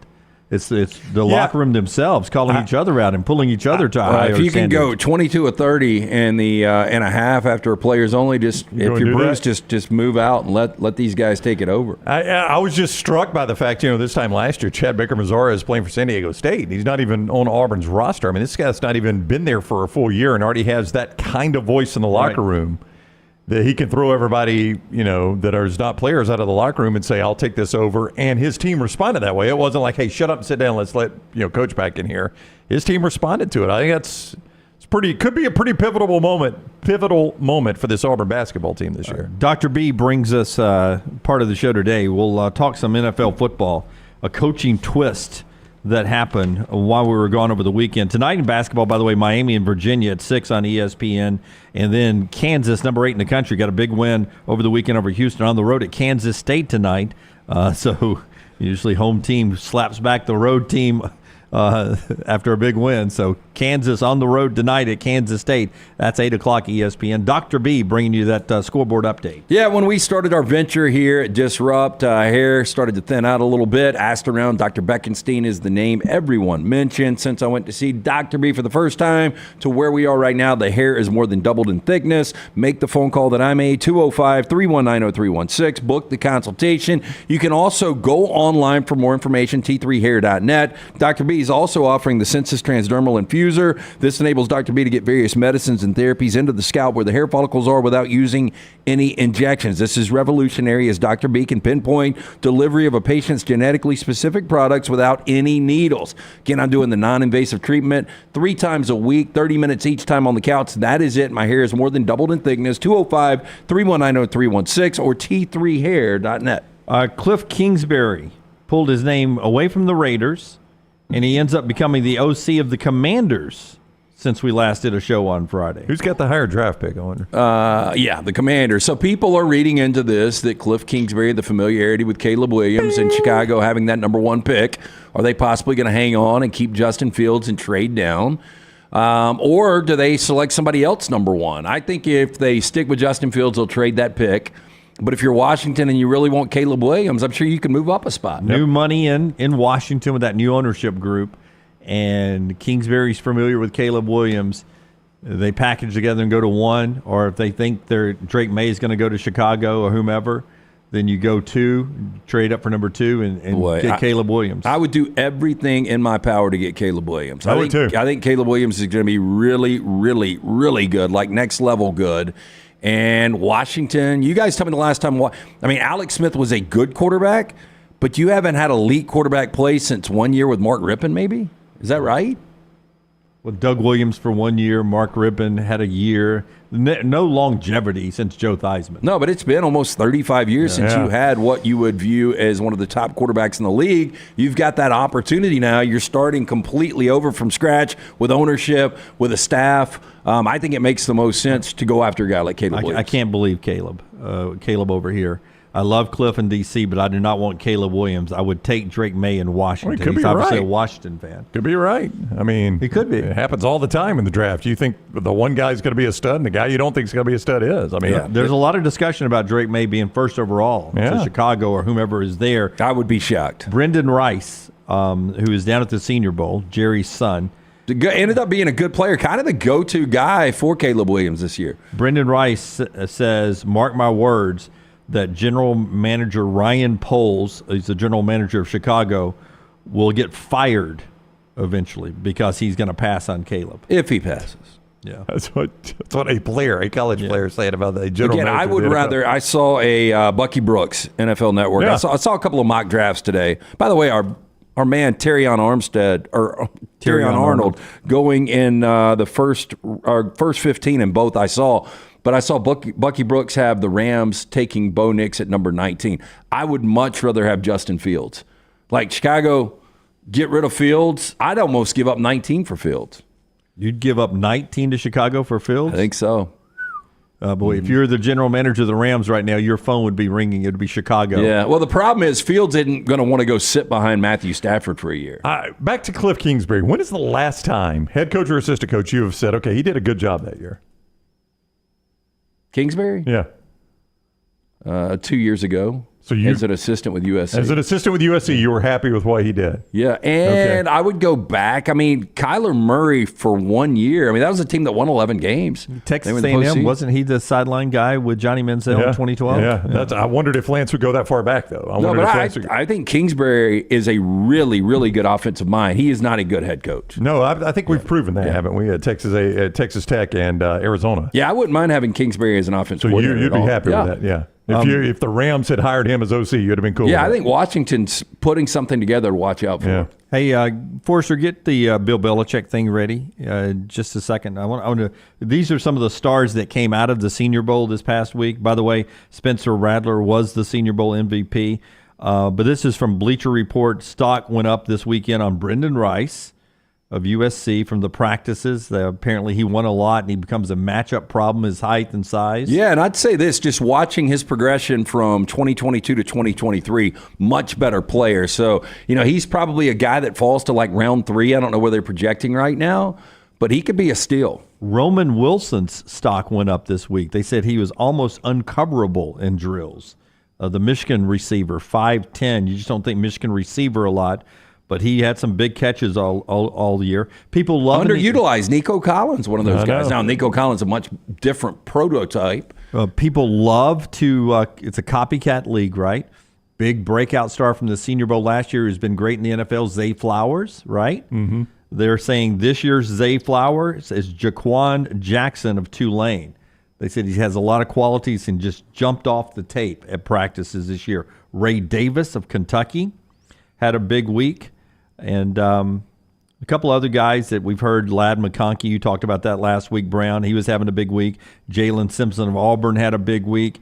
And so, too, did Jaheim Bell of Florida State as a tight end. The criticism this week came from on the quarterbacks. Apparently, none of the quarterbacks blew anybody away, according to a lot of the talking heads down there, that it was not a great quarterback Senior Bowl. I mean, I heard Bo was good. I heard Spencer was good. I heard Michael Penix obviously didn't play in the game, but he answered some questions some people needed. I think all these guys, it's such an unknown, and everybody pushes for quarterback. And the crazy thing is up to 10 organizations need quarterback for the future, and you just wonder how many of these are going to reach.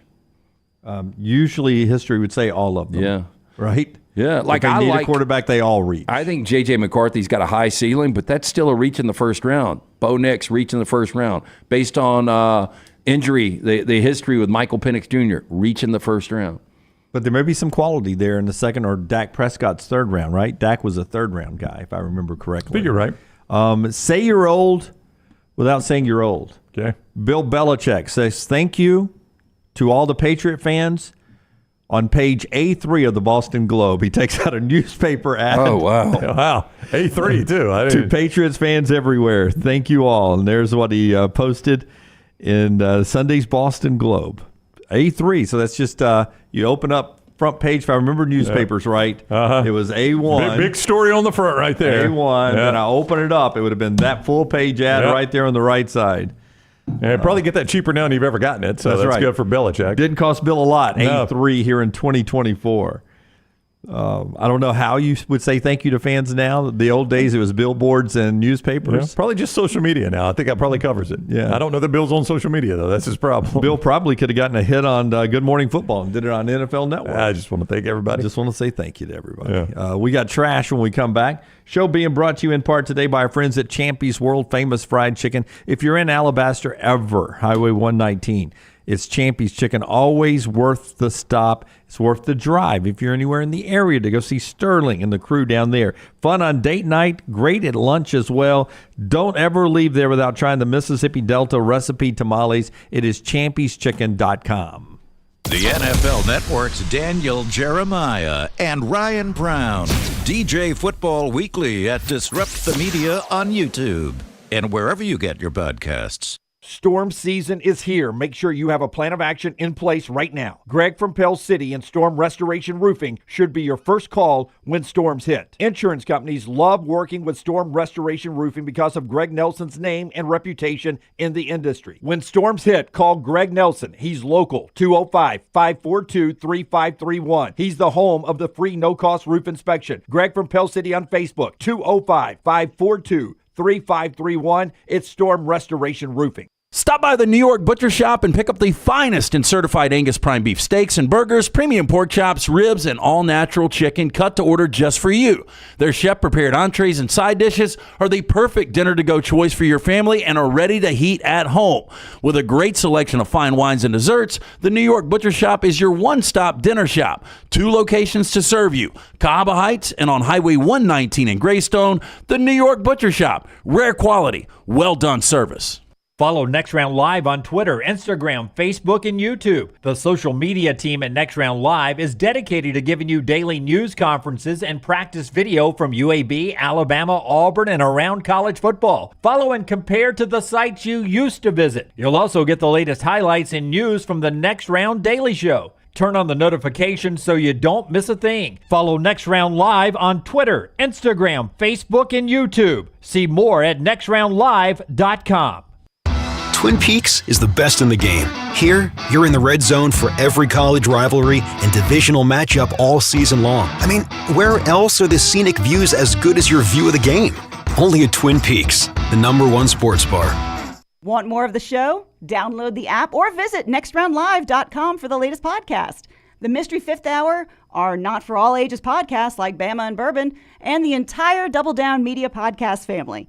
All at nextroundlive.com and on the Next Round app. Spring weather is here, and our friends at Hemp Hill Services are offering a $69 HVAC tune-up plus 10% off any service call when you mention the Next Round. Call Adam, Chad, and the guys at Hemp Hill Services. Make sure your HVAC unit is ready to keep up with the changing weather. Hemp Hill Services, locally owned and operated independent train dealer. The team can service all makes and models. For all of your plumbing, heating, and cooling needs, call Hemp Hill Services. It's hard to stop a train. 205-229-2090 or hemphillservices.com. That's 205-229-2090, hemphillservices.com. You want to look great while supporting your favorite show? You know the place to go is the official Next Round store at nextround.store. Yes, there are .store domains, and we have one. From shirts to hoodies to hats and all kinds of fun stuff, you can rep the Next Round anywhere you go. At the beach, Next Round hats to block out that sun. Up north in the winter, get you a comfy Next Round hoodie. Just need something to put your $20 beer in at a game? Get you a Next Round koozie and throw that thing in your pocket. You never know what stuff Jim's going to make me put in there next. Check it out. It's the Next Round store at nextround.store.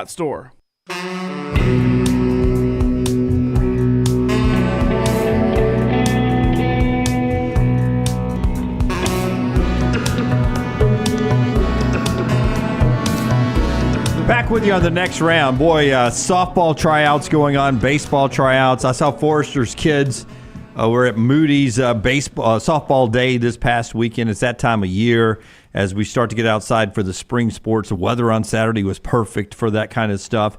So maybe, look, there's the Forrester girls. How about that? The Moody blue and gold. Finally on that same team. Keep Scott from having to travel all over. Can you give Forrester the microphone? Update Brown on how it works when you got 2 at different classes.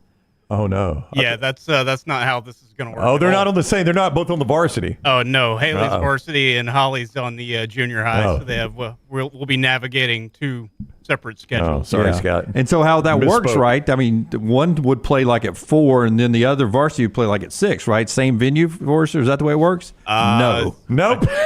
Sometimes. But then other times we'll be in, my wife and I will be in 2 different cities. I spoke too quickly on that one. My apologies. It's just the opposite. He and I were talking about that this morning. Yeah. So, but if you're out and about this time of year, softball, baseball, our friends at Bandwagon, they are the place to go. Bandwagon. They got a deal for you, too. But if you swing by with Bandwagon, they got all this stuff. Look inside Bandwagon, Brownie. Our friends at Bandwagon, they know this, Jimmy Dunaway. Valentine's Day is just around the corner, and you might not think of Bandwagon for Valentine's. Why not be creative? I mean, if you're like me, you've probably used up every Valentine's idea you've ever had.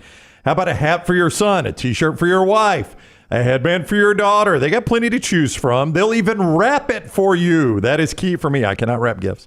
Make Valentine's an easy win for you at Bandwagon. Shop any of their 3 retail locations or online, bandwagonsports.com. That is bandwagonsports.com.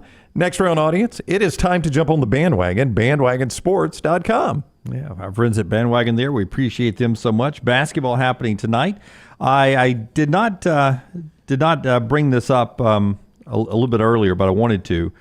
Joe Rogan just got a new deal with Spotify. I was going to put this on trash. You were? Yeah, you go ahead, though. $250 million. It's a multi-year deal, so it's not 1 year, but $250 million. But because of Spotify's restructuring, that's not exclusive. What do you mean? So he can still get money elsewhere. I mean, it is consistently the only podcast I'm aware of, or it's the only podcast I'm aware of that consistently makes national news. I mean, the guest he gets to come on there and some of the stuff that is said is constantly making news. Constantly. And I got to be honest, I have never heard one of his podcasts. I've never, well, I take that back. There was one I listened to start to finish. Most of the time, I just consume what is given me on social media from his podcast. That's exactly right. I get clips from social media. Like the other day, he had a guest on that made him aware of the Paul Harvey thing from 1965. Yeah. If I Was the Devil, the famous If I Was the Devil, Paul Harvey thing. And Rogan had never heard it. So the clip I saw, they played the Paul Harvey for Rogan to react in real time, and he was stunned. I've never heard it. Yeah. Oh, you never heard this? Mm-mm. Oh my goodness. Pretty old school. We'll play it for you right after the show here. It's pretty amazing. But $250 million, good deal for him. Super Bowl ads this weekend. If you're betting on big boards, don't bet on Ford, Chrysler, Toyota, or GM commercials. The big four are out on Super Bowl commercials. They didn't buy this year. Well, I can't even put it on our boards anymore because these things are leaked so early. You know, Tua's got a commercial with who's the chick? Oh, I don't know. I've seen it, but I don't know who the girl is. I forgot. But I saw this last week. But I mean, they're already leaking, so everybody knows the commercials before they come out. They did sell it out. I mean, it's sold out. So good for CBS. They can keep the lights on. Yeah, it did sell out. And the biggest liability in Vegas, one of our guys in the chat room was joking about this on Friday. He says their biggest liability on tickets right now is Sam Darnold as MVP at 300-1 odds. Well, they ain't got to worry about it because even if Brock Purdy does go out early like he did against the Eagles, Sam Darnold ain't going to lead them to victory. That's a definite. Okay, I'm with you. By the way, Brock Purdy did get his first big endorsement deal. He's got a national lucrative deal with Toyota in the coming years. Okay. So that's Brock Purdy finally getting some money coming back his way. Good for him. Let's do trash. It's brought to you by our friends at Mortgage Right. Great position. No call on the play. As Breanna Alexander had her shot blocked. Her shot blocked, inside. LT's Trash is presented by Mortgage Right. Mortgages done the right way. That was Gus. That was Gus. Quick correction, too, right? Excuse me. Sorry. Yeah, our friends at Mortgage Right want to remind you if you're a veteran looking for a VA loan, Mortgage Right has been advocating for veterans since their company began. As a veteran-owned, operated company committed to your well-being, they can help you find the best terms available and guide you through every step of the process. As a veteran-owned, operated company, they understand the difference between working with someone who gets it, someone who doesn't. They've made it their mission to simplify the VA process. All you got to do is visit their location, Highway 280 in Birmingham. You can apply online, mortgageright.com/TNR. Call 205-815-9200, NMLS 2239, Equal Housing Lender. We start first, Fort Myers, Florida. A man is now in custody after snatching a beloved 3.5-foot Snoop Dogg bobblehead from a South Fort Myers restaurant lobby on Monday night. Wow. Now, according to the Lee County Sheriff's Office, Rocco Benedetto, 50 years old, is now in custody after returning the statue to the restaurant when news reports went viral, branding the suspect the dog napper. 2 G's, by the way. I haven't met a lot of Roccos in my life. I have not. I think there's a funeral home in Shelby County called Rocco's. Really? Yeah. Wow. Interesting. Is that a front? Yes. This is 3 feet tall? Yeah, it's a big bobblehead. Yeah. That is a large bobblehead. It really is. Yeah. So surveillance cameras captured the moment Benedetto snagged the iconic figurine from Cantina Laredo in the Big Pine Way in the Villas. Now, luckily, the suspect dropped it. Cantina Laredo's general manager shared the detectives had advised the man to return the over $1,200 item. However, he chose to return it directly to the restaurant. Cantina Laredo said they are going to pursue charges. I tell you, this would be really a cool attraction if you had smoke that came out of his nose and ears as you walked into the restaurant. Just occasionally, just a puff of smoke would come out. And it's like air freshener? Yeah. City of San Diego announced Tuesday it's taking legal action to shut down a massage parlor, accusing it of being a front. This is going to shock you guys, for prostitution. You know, Lance, that does not look like a massage parlor to me. Now the ocean. Where'd you put that chair? You got to face it during the column? Okay. Is that a box of tools, or is it like a to-go box on the ground? I assume that is a load-bearing column, though, right? Now, that's very well done, Jimmy D. Ocean Spa Massage Parlor, located in an office complex. According to police, it operated out of 2 units, while for a while it was located right next to a youth Bible study group. Oh, man. Police said some of the illegal acts that were going on were so loud they actually disrupted the study group. Wow. A little lesson there for the kids. Yes. According to police, joint investigation with the San Diego City Attorney's Office uncovered numerous things. Police say the Ocean Spa workers were caught offering to sell sex to undercover police officers on 4 different occasions. Online, police say detectives found more than 1,200 advertisements offering sex acts at the massage parlor. It sounds like they're teaching a class in speaking in tongues next door. Dunaway's on a roll, isn't he? Yes. Just feeling his oats. Turkish woman recently filed a lawsuit against her husband. You want to guess why she filed the lawsuit? Because he cheated on her. Nope. That wouldn't have been as bad as this, probably. Oh, no. Because he got fat and sloppy. Close. Claiming that he rarely showered, smelled of sweat, brushed his teeth only once or twice per week. Why would you want to do that? Is this really his picture, or is this a artist rendition? No, this is an actual picture of him. It's Olin Mills. Woman identified only as AY by the Turkish news media filed for divorce from her husband CY, citing his lack of personal hygiene as the main reason. Now, the plaintiff's attorney told the family court the defendant wore the same clothes for at least 5 days in a row, rarely showered, and constantly reeked of sweat. Witnesses were brought in to confirm these claims, including mutual acquaintances and even some of the husband's co-workers. They all gave statements confirming the defendant's poor personal hygiene. Court approved the woman's request for divorce, also offered or ordered the husband to pay over $16,000 as compensation to the now former spouse. Can you imagine you sitting there like, Mom, you too? Okay. All right. You're going to say, all right. Well, I'm just here to tell you, though, in our careers together, we have encountered a coworker that had a really bad scent constantly. And it was just unfortunate because it was a very likable person. Yeah, it was just because he didn't shower. Yeah, I guess. I don't know. No, that and was it. Then another person in the business that had the worst breath of anybody. And I don't know that anybody ever said anything to either one of them. No, somebody did say something to the guy that smelled. Right, yeah. I don't think it took. It did not. Yeah. Now, court documents show that, according to the witness testimony, CY took a shower at most once every 7 to 10 days, only brushed his teeth once or twice a week, which caused his breath to smell, quote, unbearable. I couldn't live that way. Wasn't that the way it was in the old Westerns? Didn't they, the old movie genre, the cowboys that wimp like so much that they came to town, they bathed in a bucket. They put down a quarter and got to go upstairs with Miss Kitty. Drag a rag across their bowls. That was about it. But here's the difference. She'd bathe them and then, Saturday night bath and sex. But they all smelled like that. That's right. Everybody smelled that way.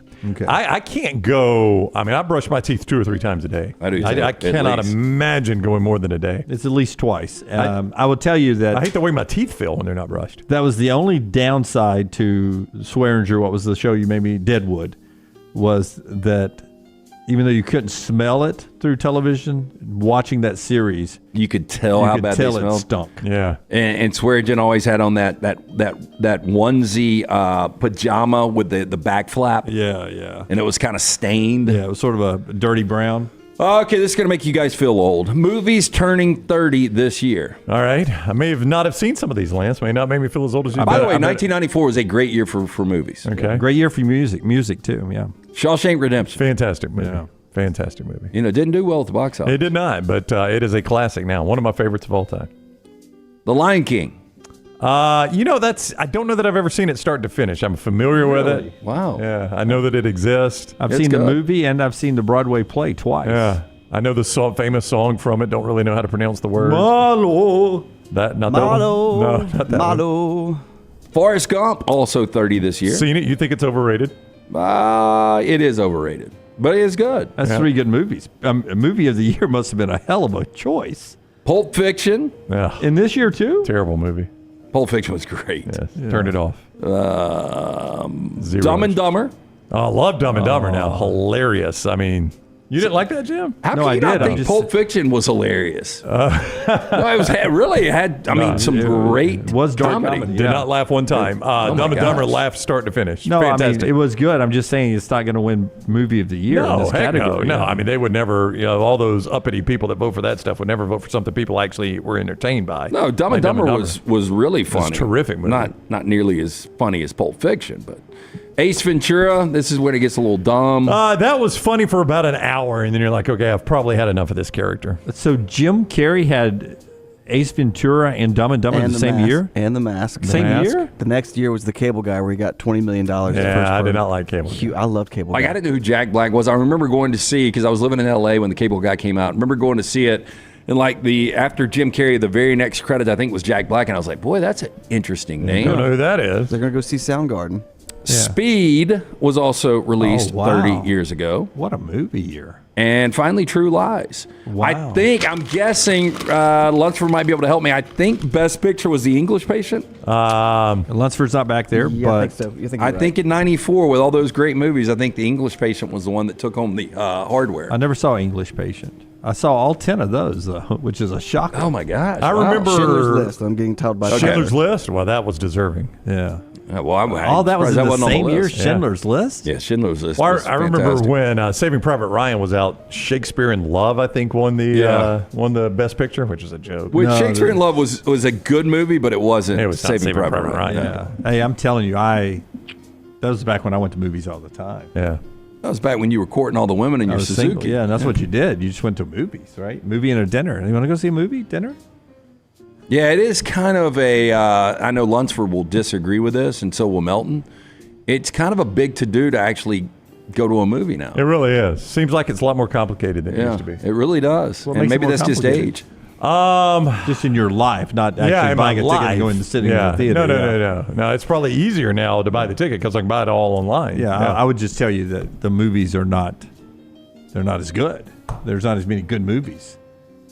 They're not as many good movies. No, you're absolutely right. No, I agree with Jim. I mean, look, you named 10 movies in the same year, and none of them won Best Picture. The 11th one that was Best Picture was still good. Okay, well, Forrest Gump won Best Picture. it won Best Picture. Yeah. So 8 were not worthy of Best Picture, though. The nominees were Forrest Gump, Four Weddings and a Funeral, which was good. Very I saw that. Pulp Fiction, Quiz Show, and Shawshank Redemption. All very, very good films. Okay, there's 12 movies. Yeah. All of them are worth going to see in the theater. No, I do think it's a little bit more diluted. I think you get 3 or 4 really good movies a year. I think we're out of ideas. Okay, I just gave you that was 12 in 94. Yeah, we're out of ideas. You're giving me 3 or 4. We're gonna have to start doing remakes. I saw that. I saw that we redid Mr. and Mrs. Smith, which I just saw for the first time last month or 2 months ago. The original. But of course, with Will we've got to Smith? be so politically correct. We've got a Donald Glover playing the lead and some Asian chick playing Mr. and Mrs. Smith. Huh. Quiz Show was incredible, Zach. That was based on a true story. Robert Redford directed it, by the way. Is that trash? That's it, man. Did the new year add to your financial uncertainty? Let the experts at Mortgage Right help get your financial house in order. Team of experts can make sure you're prepared for anything 2024 may bring, including freeing up cash for the things you need to get done. Take control today. Visit Mortgage Right at their location on Highway 280. You can apply mortgageright.com/TNR. Call 205-815-9200. NMLS 2239, Equal Housing Lender. Ben's right. Remakes is all they do now. And that's what when I saw the original, I don't want to go see a remake of it. So you don't like remakes at all? Oh, okay. Kevin, I love Donald Glover. I'm just saying there was no need to remake that. Yeah. When we come back, we'll talk to Gary Parrish about basketball, where the SEC's fitting in nationally, and some of the stuff down the stretch, including Alabama-Auburn on Wednesday night. That's coming up in the next segment right here on the show that's brought to you by our friends at Champy's Chicken, champyschicken.com, Rocky. Follow LT on Twitter at @TheLanceTaylor. This hour of The Next Round is presented by the Birmingham Racecourse Casino, now featuring 7 days of giveaways with your chance to win a share of up to $125,000. The more you visit the Birmingham Racecourse Casino, the more chances you have to win. For more than 40 years, Red Wing Shoes has been helping the hardworking people of Alabama. This is why Red Wing Shoes has created the 3-step comfort solution. Step 1, a certified fit specialist will use a 3D scan to electronically measure your feet and arches. Step 2, the fit specialist helps you get the appropriate footwear for your occupation. Step 3, customize your boot or shoe with a Red Wing orthotic. Whether you have a high arch or flat feet, Red Wing has comfort solutions for you. So experience comfort at its best. Visit one of the Red Wing shoe stores located in Pelham or Trussville. Fire damage to your home or business is something you never want to consider. Ryan Brown here from The Next Round. But in the horrible event it happens, Dry Tech is here to help. They respond quickly and will reply to you within 20 minutes when you call 205-637-0143. They're working for you, the customer, not the insurance company. They've got 5 crews ready to go 24/7. Don't call the insurance company first. Call Dry Tech. Just remember this website, mydrytech.com. That is mydrytech.com. The Double Down Media podcast family is live and full of content for all ages. The Mystery Fifth Hour gives the Next Round host a chance to talk about everything but sports. Pour a glass of Bama and bourbon, our weekly college football conversation, while sipping on some of the most interesting pours in the bourbon world. And in our Not For All Ages podcast, The Last Call, LT takes off the gloves for in-depth conversations with stars like Taylor Hicks, presented by Redmont Vodka. Find these podcasts and more by searching The Next Round on Apple, Spotify, and on our website, nextroundlive.com. Hey, let me tell you about our friends at Urology Centers of Alabama. Compassionate and comprehensive urological care with 35 physicians, 17 locations across Alabama. Their patient-centered approach to all of your urological needs. Remember, they've got that new men's health center. It is beautiful, helping men with a wide range of sensitive male issues in a comfortable environment. You can always go online, visit urologycentersalabama.com, schedule an appointment with one of their many urologists today. Start your day online with our website, nextroundlive.com, the latest videos, podcasts, and college football stories. It's also a great way to stream the show or shop in the Next Round store. Stay connected by visiting nextroundlive.com. That's nextroundlive.com. The wait is over. Tonali has arrived. Beautifully distinctive Italian styling and performance. Come test drive the all-new 2024 Alfa Romeo Tonali plug-in hybrid at Alfa Romeo of Birmingham. The all-new Tonali offers best-in-class horsepower and torque, fastest 0 to 60 times in its class, plus best-in-class range with full electric charge. And best of all, qualified Tonali leasees are eligible for up to $7,500 EV tax credit factored into your lease. Hurry down to Alfa Romeo of Birmingham and experience the all-new Tonali.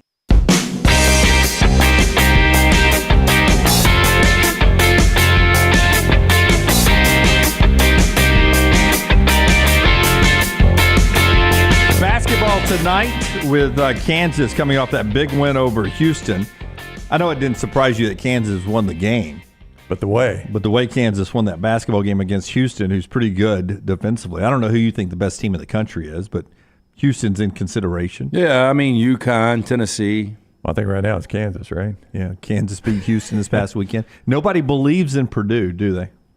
Well, they've just burned us so often in the NCAA tournament, but a lot of people are saying this Purdue team is built differently than the team that has so disappointed you in the NCAA tournament. Yeah, but I know you typically lose our bracket challenge. I typically do lose but you it, have sworn off Matt Painter. I will never pick Purdue again. I pick them out in the first round every single time. See, this could be the downfall of you this year. Matt Painter has sent me on too many bad trips and too many punishments for me to ever trust Matt Painter again. And Rick Barnes. I don't trust Matt Painter and Rick Barnes. If they came to my house selling high-speed internet, I would not believe them, Jim. I may have Purdue versus Tennessee in my final end of the bracket this year. Gary Parrish is with us, CBSSports.com. Gary knows what I'm talking about. I cannot trust those people, Gary. I cannot trust them. I understand it, and it's certainly rooted in some real stuff. Purdue has flamed out of the NCAA tournament in recent years, but I do think that is right now the best team in the country. It's the team that I believe should be ranked number one in the country, even though UConn is number one in the AP poll. And I guess what I would say is Clark Kellogg has a saying that he uses all the time. You know, history repeats itself until it doesn't. There's a long list of guys who couldn't win the big one or couldn't get it done until they actually did. Bill Self was that guy once upon a time. John Calipari was that guy once upon a time. And I'm not promising you that Matt Painter will win a national title someday, but he's once again going to have a real chance, and I'll be picking them to go very far when the bracket is set next month. So if I asked you, though, the SEC, we talk about Tennessee, but when Auburn and Alabama are playing their best basketball, really, really good teams. I mean, who do you feel like is built to make the deepest run in the SEC right now? And if you factor in Rick Barnes has not had a great track record when it comes to NCAA tournaments. Well, that's the problem, is that I would tell you Tennessee's the best team in the SEC, and then people would say, yeah, but I don't trust Rick Barnes in the tournament because there's a long history of that as well. I just think this Tennessee team, like, they're always going to be able to guard. They're always going to be physical. Just last season, scoring got hard for them, particularly when Zakai Ziegler went down with a knee injury. Well, he's now healthy, and he was tremendous this weekend. Then obviously Dalton Connect is looking like, not only the SEC Player of the Year, but possibly, a first-team All-American as well. So Tennessee is the team that's best equipped in the SEC to go to a Final Four, win a national championship. But I totally get if people are going to push back on that because they just don't trust Rick Barnes in a single elimination tournament. He's lost games in that tournament for decades that you wouldn't think that they should lose. We're getting ready for Alabama-Auburn Wednesday night down at Neville on the Auburn campus. Has Alabama surprised you to this point, being 8-1 in the league, and what you saw from them pre-conference? Yes, and Alabama is one of those teams where, and this happens every year, they have incredible computer numbers, but then the resume doesn't really match it. And so you're trying to balance between these two things. Like, at what point are things going to start to make sense and look like they belong together? Because it always happens one way or the other. Either you're going to start performing at a level that suggests the computer numbers are real, or you'll continue to perform at a level that'll bring your computer numbers down, or they'll line up more reasonably with the resume you're creating. And for a while, Alabama had the incredible computer numbers, but not great resume. Well, now you're starting to see the computer numbers. They were good for a reason. This is a good basketball team. It just took them a little while to start, adding the quadrant one wins and the wins in the first two quadrants that good teams typically have. But right now they're sitting at fifth in the net. They've got a real chance to win the SEC, and it looks like Nate's got another team that's not only going to make the NCAA tournament easily, but have a chance to advance. I'm a big fan of the style of play and just the modern approach to basketball that Nate takes. I enjoy watching Alabama play, annually as much as I enjoy watching pretty much anybody play. I've got no reason to ask this question. Well, then why are you doing it? But I'm going to ask it anyway.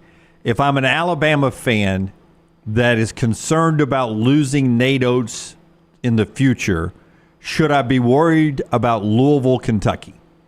Because that's the one job that scares me, because I think his style would fit perfectly with that fan base and that wonderful building up there. If I were running the Louisville search, and I know technically they still have a coach, but they won't next month. They'll need to hire somebody. Nate Oates is 100% somebody I would take a look at.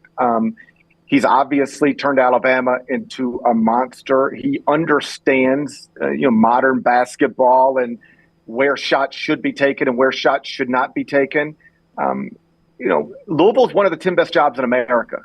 Keep in mind, when they hired Chris Mack from Xavier, then this just speaks to how good of a job coaches, people in the industry, perceive Louisville to be.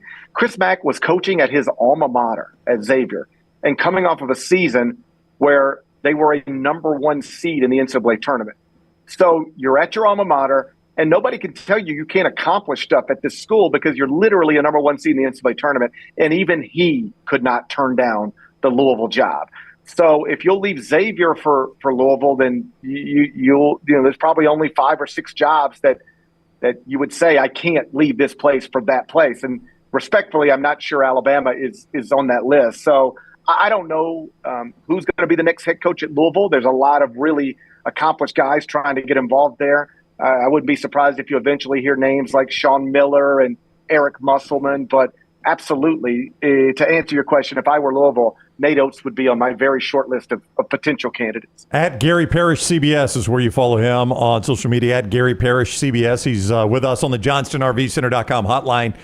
Is there a possibility? I hate playing hot seat, but is there a possibility there are two major openings in that same state? I mean, how do you characterize the John Calipari situation? It's uncomfortable. It's like you're watching a marriage that everybody would be better off if they could just go their different ways. But for a variety of reasons, it's not practical for either one of them to go their separate ways. And I think we probably all know people like this.